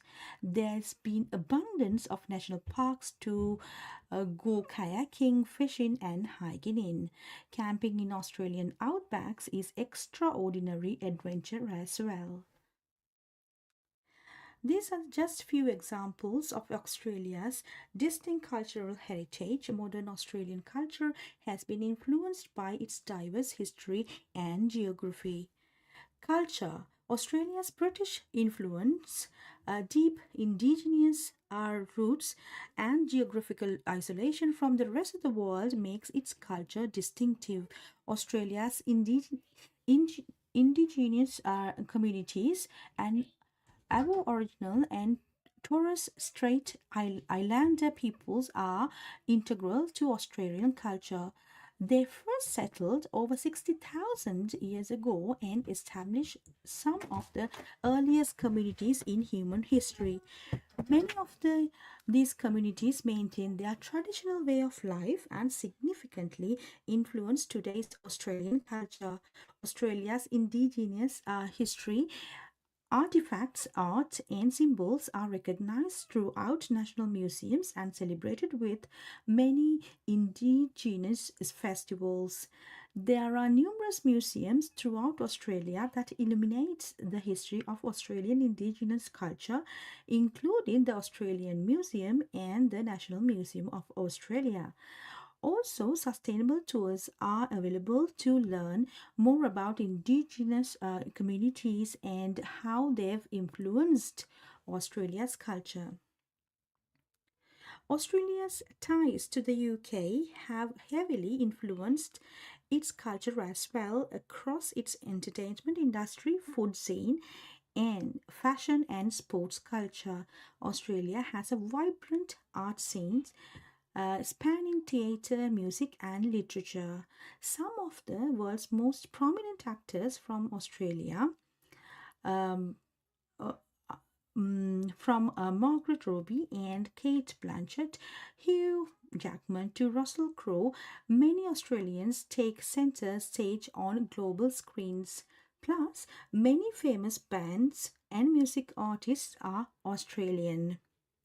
Australians often enjoy the arts by visiting many renowned art galleries or by going to music festivals such as Splendor in the Grass, Laneway, Wildlands, and Meredith musical festivals.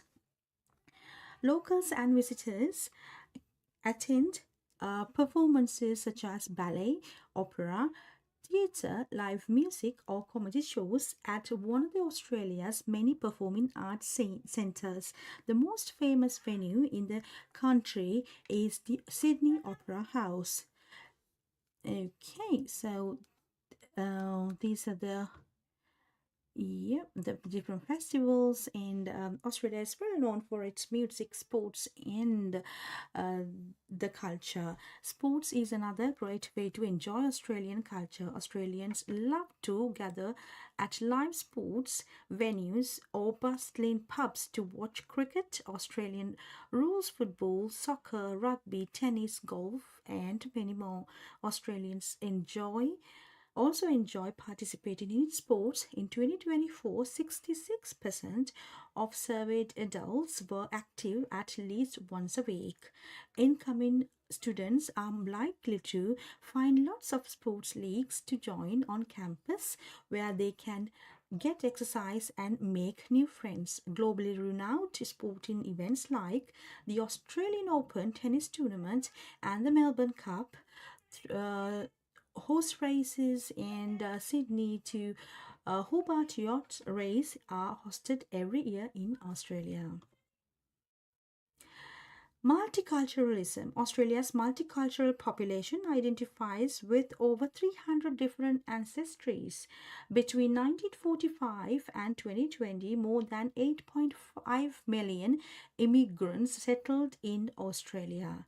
Almost 32% of the Australian population was born overseas, and nearly every country was represented in Australia's population as of 2024. The largest group of overseas born residents in 2024 were from England and made up 3.5% of Australia's population. The next largest population was from India at 3.4%, the China 2.6%, and New Zealand at 2.3%, and Philippines 1.5%, rounded up to the top 5. In 2024, the largest international student population on campuses across Australia were from China, India, Nepal, Vietnam, and the Philippines.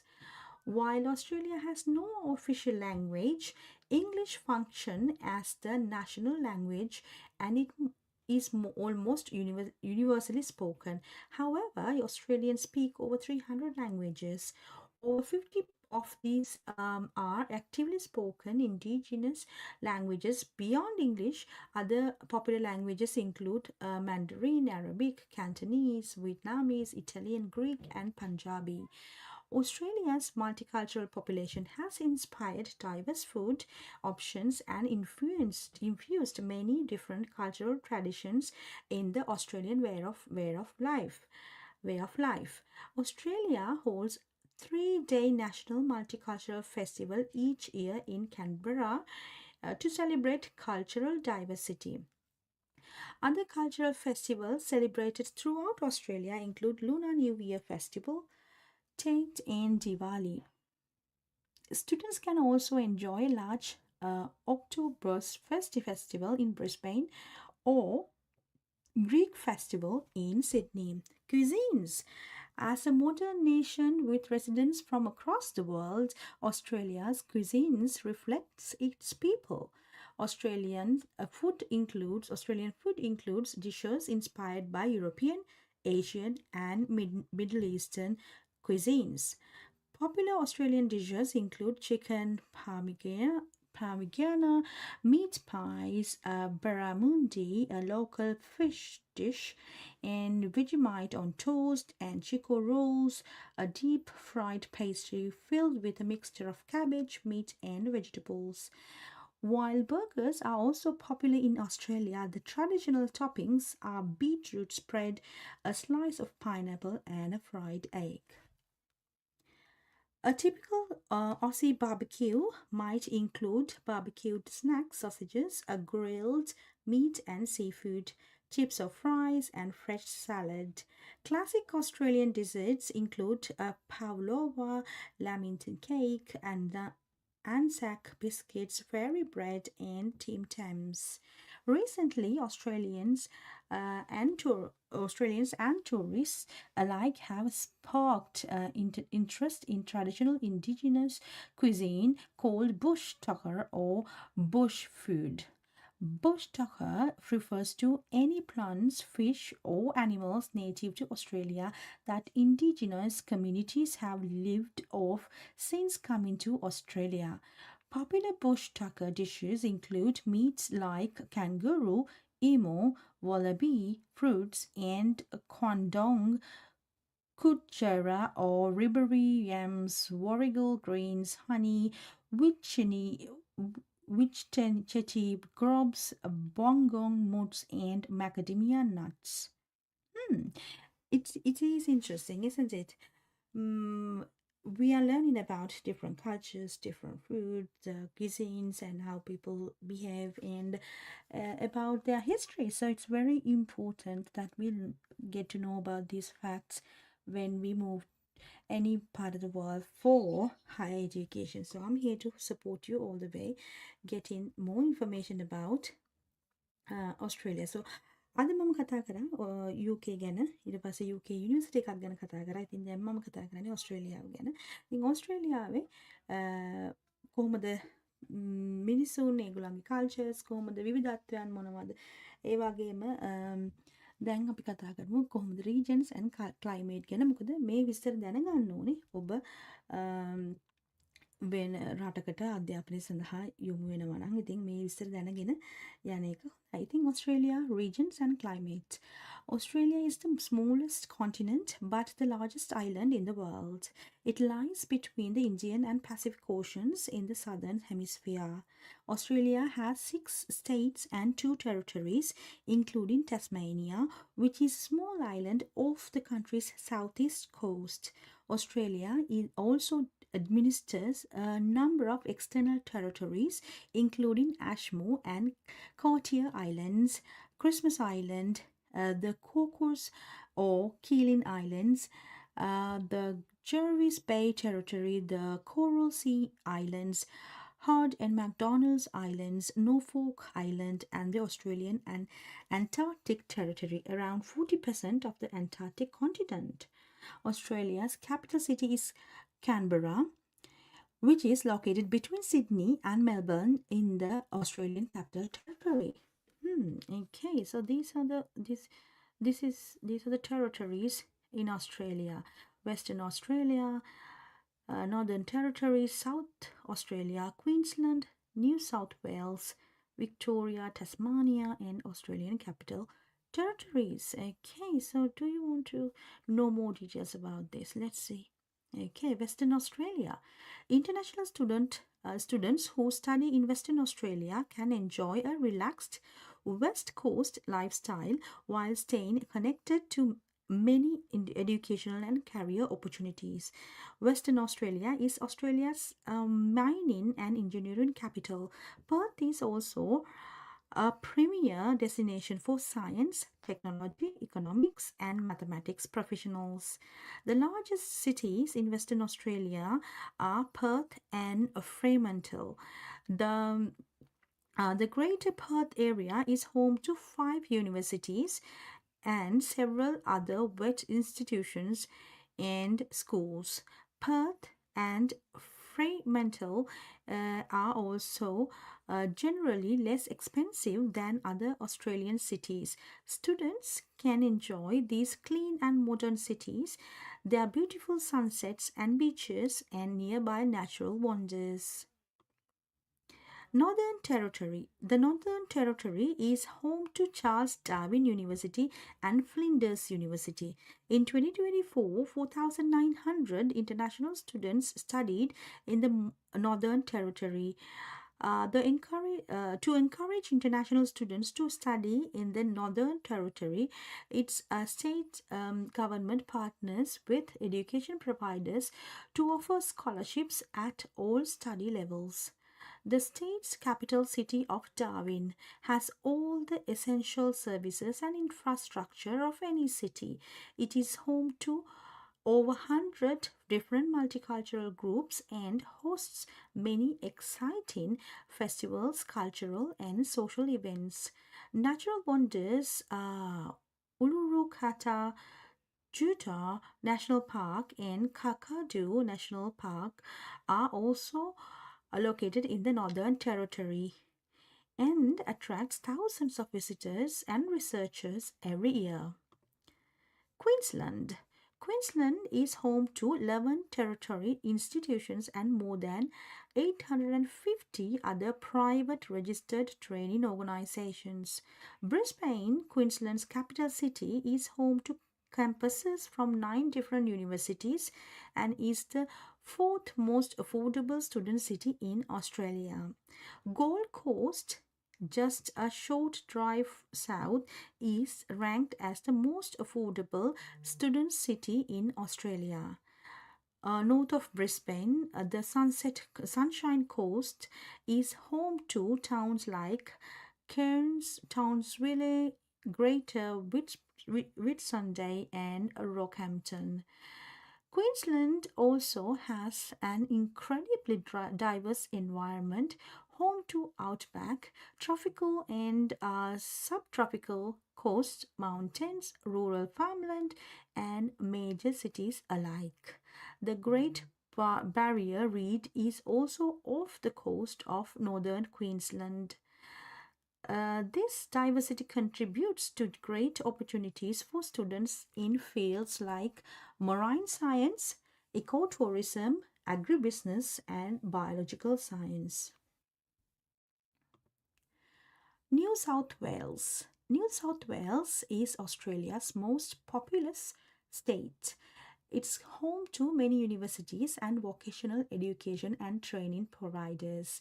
New South Wales has big cities, charming towns, and beautiful coastal landscapes along its north and south coasts. In the Hunter Valley region around Newcastle, there are rolling hills and wineries.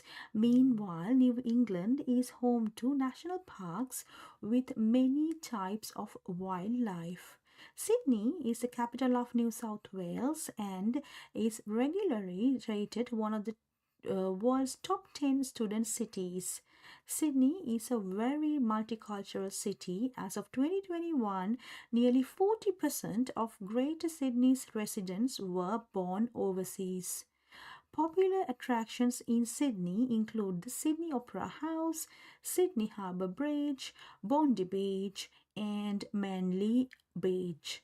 Sydney is also renowned for its creative industries. Students can participate in many free arts and culture events throughout the year. Students studying creative arts courses are likely to feel at home. Australian Capital Territory. The Australian Capital Territory is often called Canberra for the capital city of Australia located within it. Canberra is known for its national film festivals, love of snow sports, and annual Floridae flower celebration. As the nation's capital, many of Australia's government agencies are based in Canberra. It's also Australia's most educated city. Over 98% of its population have completed post-secondary study. Some of Australia's highest ranked universities are located in the Australian Capital Territory. In 2024, 20,000 international students attended courses at institutions across Australian Capital Territory. While government and academic institutions are major employers, the mix of public and private organizations means students can access diverse internships and work experience opportunities. Canberra is a medium sized city with a relatively low median age. Of Australia's capital cities, only Darwin has a younger median age. Its large student population contributes to the city's youthfulness. Canberra is one of the cleanest, safest, and healthiest capital cities in the world. Tasmania. Did you know that Tasmania is famous for its Bay of Fires Conservation Reserve and its stunning white sandy beaches and orange lichen covered granite? While it's home to many natural wonders, Tasmania is fueled by a booming economy which is supported by strong healthcare, international education, retail trade, and construction sectors. There is only one university in the state, the University of Tasmania, and one vocational provider. These two institutions deliver high quality programs to over 8,300 international students across Tasmania. Both the University of Tasmania and TASTAFE offer unique programs such as Antarctic Science, Marine and Maritime Science, Medical Science, Forestry, and Agricultural Sciences. The Tasmanian lifestyle is focused on nature, whether studied in the capital city of Hobart or Launceston. These urban centers may be small, but they still offer all the conveniences of a city. Victoria. International students chose Victoria for its high standards of living and high quality diverse educational options. Melbourne, in its capital city, is consistently ranked among the top 5 most livable cities in the world. Victoria's universities offer exceptional curriculums and facilities. They also offer support and resources tailored to international students. In region of Victoria, students can explore snow-capped mountains, lush countryside, and gorgeous coastlines by driving roads like the Great Ocean Road.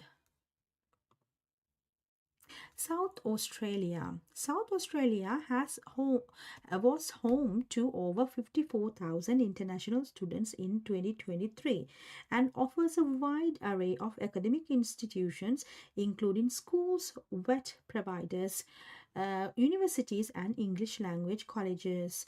Adelaide, the state's capital city, is an economic, academic and cultural centre.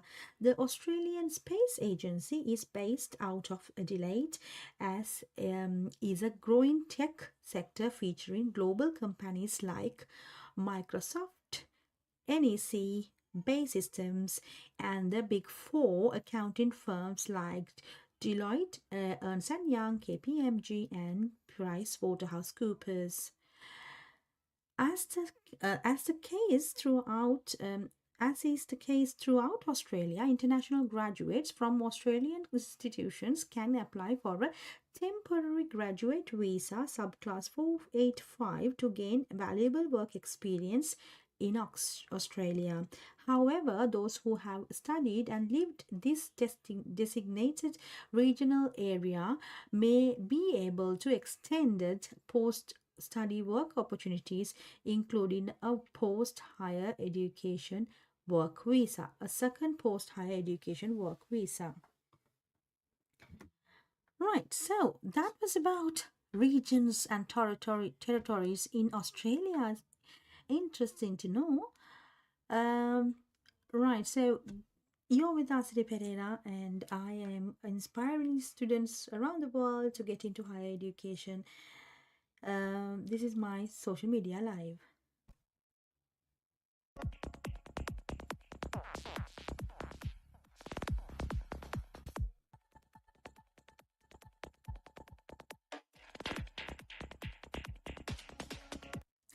Right, so අපි දැන් කතා කර හිටියේ ඕස්ට්‍රේලියාව student කෙනෙකු විදිහට යන්න බලාපොරොත්තු වෙන කෙනෙකුට අවශ්‍ය උපදෙස් සහ ඒ රට පිළිබඳ විස්තරයක්. ඉතින් දැන් අපි කතා කරනවා කොහොමද ඕස්ට්‍රේලියාවේ ක්ලයිමේට් එක, ඒ වගේම වෙදර් එක කොහොමද කියලා. ඉතින් ගොඩක් අය දන්නවා මේ විස්තර ඉන්ටර්නෙට් එකකින් හොයාගන්න පුළුවන්, දන්න අඳුරන අයගෙන් අහගන්න පුළුවන්.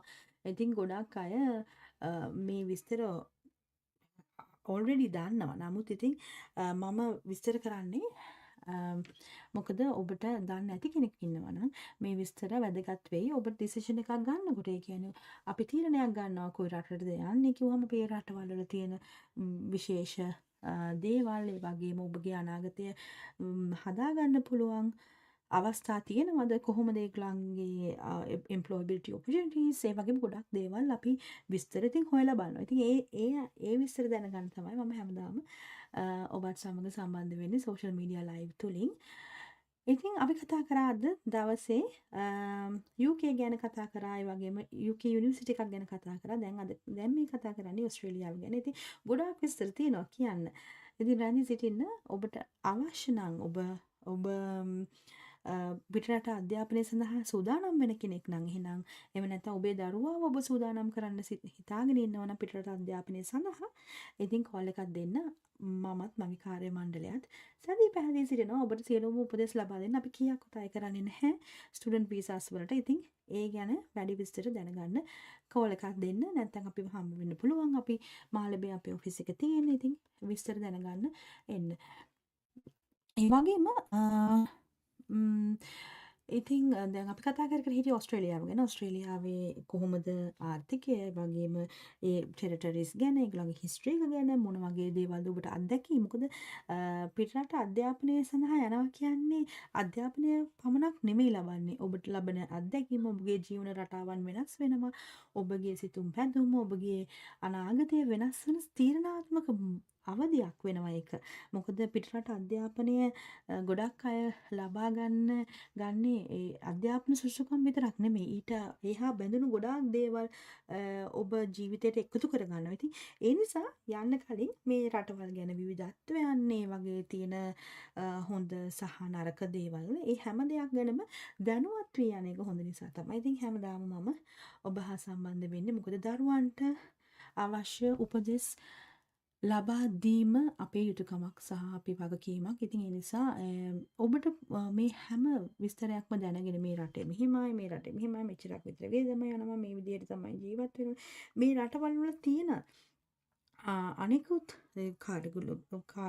කාලගුණක විපර්යාස, ඒ වගේම ඒ රටවල තියෙන කල්චර් එක, ඒ වගේ මිනිස්සු සහ ඒ වගේ තියෙන තාක්ෂණික දියුණුව, සයන්ටිෆික් දියුණුව, මොනවද ඒ වගේ තියෙන අනාගතය ඔබ සැලසුම් කරනවා නම්, දැන් ගත්තොත් මරයින් ඉන්ජිනියරින් වගේ කෙනෙක් කරන්න ඉගෙන ගන්න කෙනෙක් ඉන්නවනම්, ඉතින් මේ වගේ කෝස්ටල් ඒරියා එකක යුනිවර්සිටි එකක ඉගෙන ගන්න යන එක ඉතාම වටිනවා. ඉතින් ඒ වගේ දැන් මම ඉස්සෙල්ලා කතා කරා වගේ ස්කොට්ලන්තයට ඔබට යන්න පුළුවන්, එඩින්බරෝ නැපිය යුනිවර්සිටි එක. ඒ වගේ ගොඩක් යුනිවර්සිටි ගැන මම කතා කරා. ඉතින් යුනිවර්සිටිස් වලට යන්න ඔබගේ අවශ්‍යතාවය අනුව ඔබට ඒක සකසා ගන්න පුළුවන්. ඒ කියන්නේ ඔබ ඉගෙන ගන්න යන සබ්ජෙක්ට් එක අනුව හොඳ යුනිවර්සිටි එක මොකක්ද, රෑන්කින් කොහොමද, ඒගොල්ලන්ගේ quality of education කොහොමද, ඒ වගේ දේවල් ගොඩක් විස්තර දැනගන්න පුළුවන්. ඉතින් අද කතා කරන්නේ අපි ඕස්ට්‍රේලියාව ගැන.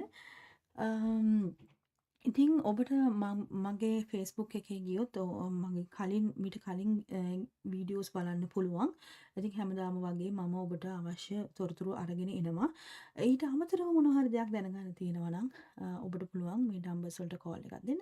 අපිට පුළුවන් ඔබට අවශ්‍ය සියලුම උපදෙස් ලබා දෙන්න. ඉතින් කතා කරමු අපි climate and weather ඕස්ට්‍රේලියාවේ. Australia is located in the southern hemisphere, so the seasons happen at the opposite time of year compared to the countries in the northern hemisphere. For example, when it's winter in India or in the UK, it is a summertime in Australia. There are 4 seasons in Australia, but it's generally warm year round. That said, the weather and climate still varies between states. Winters in some states are also known as the dry season from April to September, making summers the wet season, October to March. Temperatures tend to be slightly warmer in the north and slightly colder in the south. There are 4 seasons: summer, autumn, winter, and spring in Australia. Summer is from December to February, where the temperatures ranges from 18 degrees Celsius to 28 to 30 degrees Celsius. Autumn is March to May, where the temperatures ranges from 15 degrees Celsius to 24 degrees Celsius. Winter is June to August, which is the temperatures are 8 to 18 degrees Celsius, and spring is from September to November, and the temperature ranges from 10 degrees Celsius to 20 degrees Celsius. Australian history.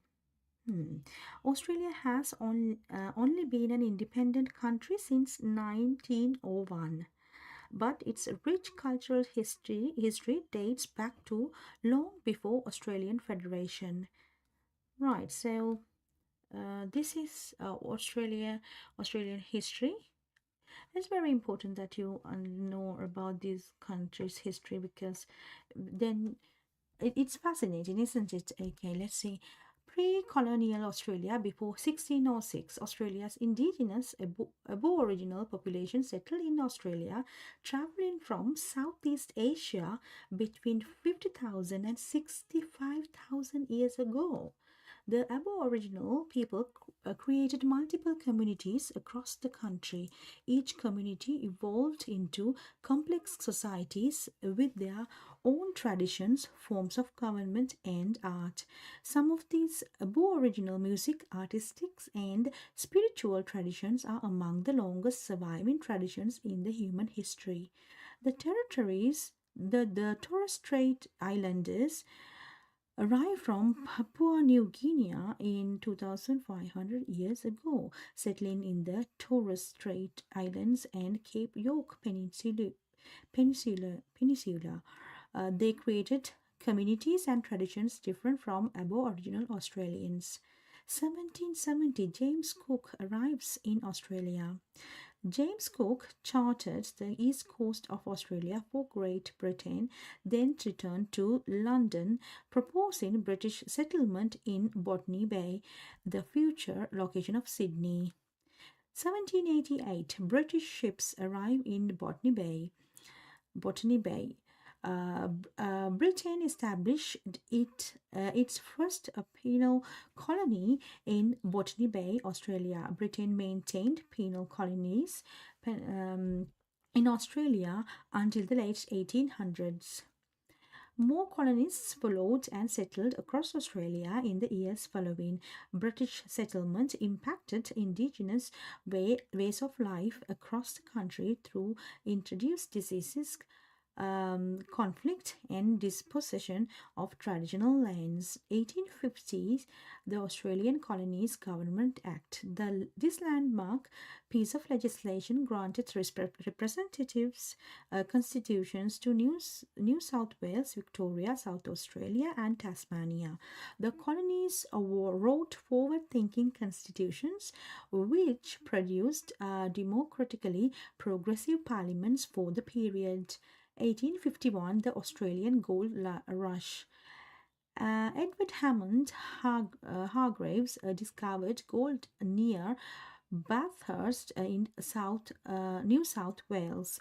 The discovery marked the beginning of the Australian gold rush throughout the 1850s, which attracted immigrants from Europe, North America, and China. 1901, the Australian Federation is established. The Federation Constitution was proclaimed on January 1st, 1901, and the Australian colonies were unified as Commonwealth of Australia.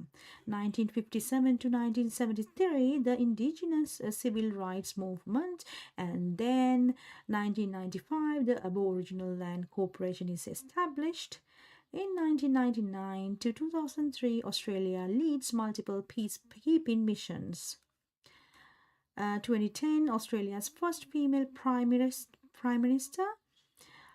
In 2017, same-sex marriage is legalized. And this is the history of Australia. The history of education in Australia is next what we are going to talk about, and that is very important as an international student. So stay tuned.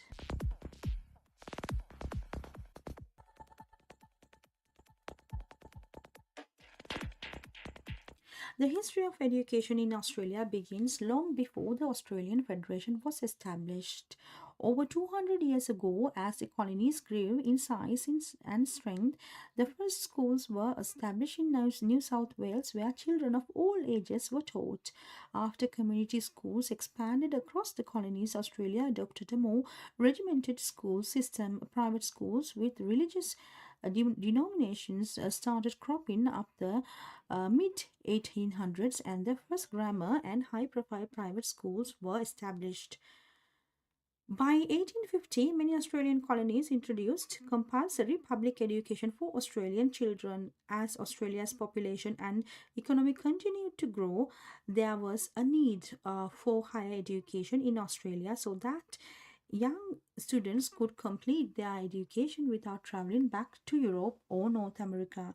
Australia's first university, the University of Sydney, was established in 1850, followed by the University of Melbourne in 1853. Just two more universities were established in Australia before Federation, the University of Adelaide in 1874 and University of Tasmania in 1890. Soon after Australia became an independent nation, two more universities were established in the Australia as University of Queensland in 1909 and the University of Western Australia in 1911. All six of these universities were modeled after the British university system and adopted traditional educational practices from Britain. About 10,300 degree-pursuing students were enrolled across all six universities per the Second World War period. After the Second World War, the demand for higher education in Australia accelerated. The federal government accordingly recognized the value of education in relation to economic growth and increased higher education financing. The Australian National University was established in 1946 as a research-only institution, and higher education sector continued to grow. By 1975, 148,000 students were enrolled at 19 universities across Australia. Today, 44 universities and numerous public-funded colleges across Australia provide high-quality education across various fields of study. Australia's Group of 8 are all research intensive universities, which are often compared to the UK's Russell Group or the US Ivy League. Its members consistently rank within the world's top 100 universities. The group of 8 members are the University of Western Australia, University of Sydney, Monash University, University of Adelaide, Australian National University, University of Melbourne, University of New South Wales, Sydney, and University of Queensland. Australia's student body is one of the most diverse in the world. In 2022, 23% of all post-secondary students in Australia were international students. It is fascinating, isn't it? These facts are very important, and we are authorized to recruit international students to these universities. So any university that you want to apply, to study in Australia, then you can contact us. The numbers displayed in the screen. You can contact us. We are here to support all the way.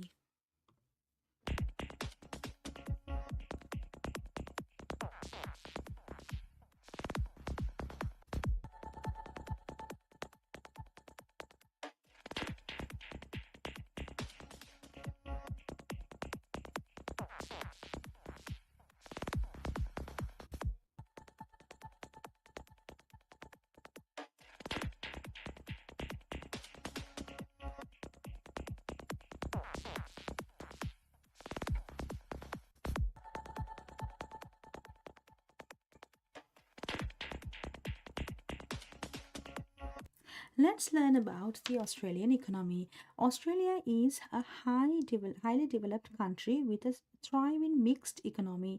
Its strong service industries and natural resources have made Australia's economy incredibly resilient and stable. In 2024, Australia was the 13th largest national economy by GDP, valued at 1.9 trillion US dollars. It has the sixth freest economy in the world.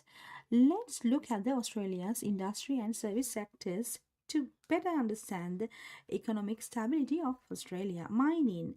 Australia's mining industry is foundational to Australia's economic strength. It has experienced many mining booms since the first gold rush in the 1850s. Australia has over 350 working mines and is among the world's leading producers for key mineral commodities, including iron ore, gold, uranium, diamonds, lead, black coal, rare earth elements, and aluminium ore. The mining sector contributed to 12.2% of Australia's GDP as of mid 2025. Australia on the world stage. Also known as the land down under, Australia is a remote yet highly developed country with distinct geography and culture that holds a unique place on the world stage. The country is rich in natural resources and has strong service, agricultural, and mining industries. Many Australians experience a high quality of life.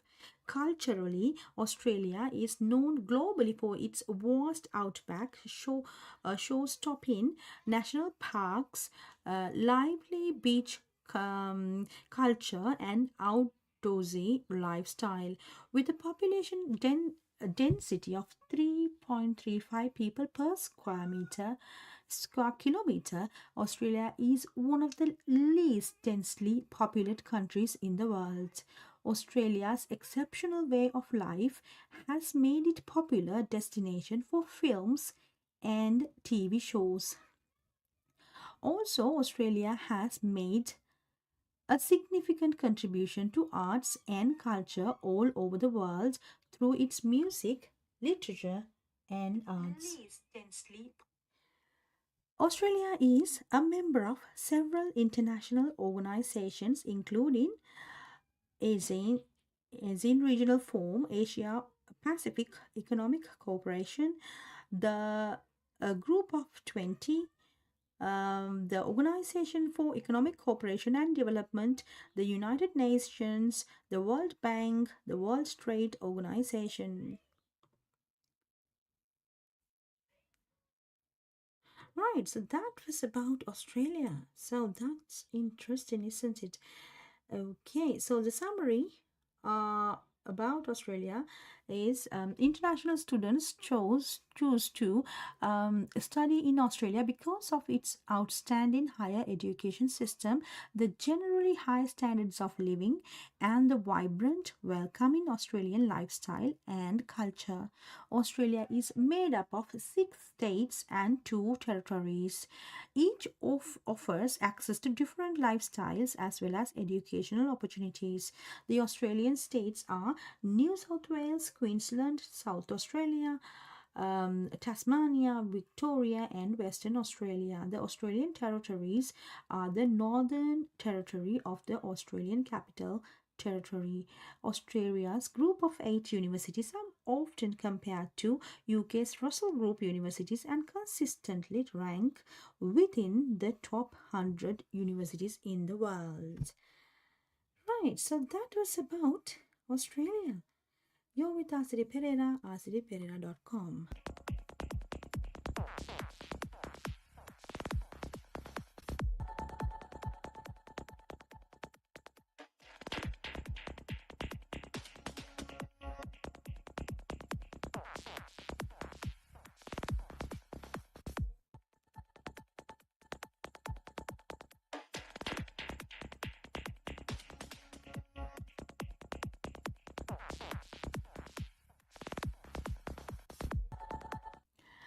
හරි ඉතින් බොහොම ස්තුතියි මාත් එක්ක හැඳි සිටියාට දැන් පැය 3ක් විතර. ඉතින් අද අපි ගොඩක් දේවල් ඉගෙන ගත්තා. අපි කතා කරා UK ගැන, ඒ වගේම ඕස්ට්‍රේලියාව ගැන, ඒ වගේම UK යුනිවර්සිටි එකක් ගැනත් කතා කරා. ඒ යුනිවර්සිටි එකට ඇප්ලයි කරන්න ඕනේ කොහොමද? එතකොට අපි මොනවා වගේ සේවාවන්ද ඔබට ලබා දෙන්නේ කියලා හැම විස්තරයක්ම දැන් ඔබ දන්නවා. ඉතින් වැඩි විස්තර දැනගන්න පුළුවන් අපේ දුරකථන අංක වලට කතා කරොත් සහ අපිට හම්බ වෙන්න ඉන්න පුළුවන්. අපිට ඔෆිස් තියෙනවා. අපේ ආයතන පිහිටා දිනවා එංගලන්තයේ සහ ලංකාවේ. ඉතින් ගොඩාක් දරුවන්ට අපි දැනටමත් උසස් අධ්‍යාපන අවස්ථා ලබා දීලා තියෙනවා. ඒ වගේම උසස් අධ්‍යාපනය පමණක් නෙමෙයි, ඒගොල්ලෝ ඒ රටවල් වලට ගියාට පස්සේ ඊට පස්සේ මොනවද කරන්නේ? ඊට පස්සේ රැකියා අවස්ථා වලට ලබා දෙන්න අපිට පුළුවන්කම තියෙනවා. මොකද ගොඩාක් බොහෝමයක් ඕගනයිසේෂන්ස්, එම්ප්ලොයර්ස්ලාත් එක්ක, ඒජන්සිත් එක්ක අපි වැඩ කරනවා. යුනිවර්සිටිස් එක්ක ඉතාම සුහදව වැඩ කරනවා. ඉතින් ඔබගේ සියලු අවශ්‍යතා ජීවිතයේ සපුරාලන්න කොහොමද අනාගතය ගොඩනගා ගන්නේ? ඒ රැකියාවක් හොයාගන්නේ කොහොමද? CV එක හදාගන්නේ කොහොමද? ඉන්ටර්විව් එකට මුහුණ දෙන්නේ කොහොමද? හැම දෙයකටම උපදෙස් දෙන්න සහ වැඩක් කරන්න පුළුවන් ආයතනයක් ලෙස BML දැනටමත් ප්‍රචලිතයි. ඉතින් BML ශ්‍රී ලංකා කතා කරන්න 0777යි 798989 වගේම ඔබට පුළුවන් අපේ ආයතනය විසිට් කරන්න. BML ශ්‍රී ලංකා අංක 163න් 4 නවනුවර පාර මාළඹේ. ඉතින් මම ආසිරි පෙරේරා. මම මේ ආයතනයේ ප්‍රධාන ලීඩ් විදිහට මම වැඩ කරනවා. ඉතින් මගේ ආයතන, මගේ කාර්ය මණ්ඩලය හැම දෙනාම ඉතින් ඉතාමත් උද්‍යෝගයෙන් සතුටින් වැඩ කරගෙන යනවා. මේ දවස්වල අපි සැප්තැම්බර් ඉන්ටේක් එකට රටවල් වලට ස්ටුඩන්ට්ස්ලා යොමු කරනවා. ඉතින් ඔබ ඕනෑම රටක අපි USA, Canada, Australia, New Zealand, Dubai, ඒ වගේම යුරෝපියන් රටවල් වලට දරුවෝ යවනවා. අධ්‍යාපන අවස්ථා සඳහා, සමහර රැකියා අවස්ථා සඳහා අපි යොමු කරනවා. ඉතින් ඔබට අවශ්‍ය සියලුම උසස් අධ්‍යාපනය, පිටරට අධ්‍යාපනය අවස්ථා සහ පිටරට රැකියා අවස්ථා, සමහර පිටරට රැකියා අවස්ථා කිහිපයක් අපි ළඟ තියෙනවා. ඉතින් ඔබට කතා කරන්න පුළුවන්, වැඩිදුර විස්තර දැනගන්න පුළුවන්. බය නැතුව එන්න, කතා කරන්න, ඕනෑම ප්‍රශ්නයකට උත්තරයක් දෙන්න, ඒ ගැන විස්තර දැනගන්න අපිට ඔබට උදව් කරන්න පුළුවන්. අපි කිසිදු මුදලක් අය කරන්නේ නැහැ අපේ සේවාවන් සඳහා. ඉතින් බය නැතුව කතා කරන්න, මැසේජ් එකක් දාන්න. ඔබ සහ ඔබ දන්න අඳුරන කෙනෙක් හරි නැත්නම් ඔබගේ දරුවාව හරි ඔබ පිටරට යන්න බලාපොරොත්තු වෙනවා නම් කතා කරන්න අපිට පුළුවන් ඔබට උදව් කරන්න. ඉතින් බොහොම ස්තුතියි රැඳී සිටියාට. පැය 3ක් මාත් එක්ක සෝෂල් මීඩියා සමග මම හැමදාම එකතු වෙනවා. හැමදාම උදේට 10ට ඉංග්‍රීසි භාෂාවෙන් සහ සිංහල භාෂාවෙන් ඔබට අවශ්‍ය සියලුම තොරතුරු දැනගන්න මාත් එක්ක එකතු වෙන්න. ඉතින් අපිට කතා කරන්න පුළුවන්. ඒ වගේම අපිව විසිට් කරන්න පුළුවන්. බොහොම ආසාවෙන් සහ බොහොම හොඳින් වීසා එකක් ලබා දෙන්න ඔබට ඊටම වගකීමෙන් වැඩක් කරන්න පුළුවන් ආයතනයක් ලෙස BML ශ්‍රී ලංකා. අදටත් ගොඩක් අපි රටවල් 14ක ලංකාව විතරක් නෙමෙයි, රටවල් 14ක දරුවන්ට උසස් අධ්‍යාපන අවස්ථා ලබා දීලා තියෙනවා. ඉතින් කතා කරන්න, බය නැතුව එන්න, කෝල් එකක් දෙන්න. අපිට පුළුවන් ඔබට අවශ්‍ය සියලුම උපදෙස් නොමිලේ ලබා දෙන්න. ඉතින් බොහොම ස්තුතියි. හෙටත් හමු වෙමු. සුබ දවසක්.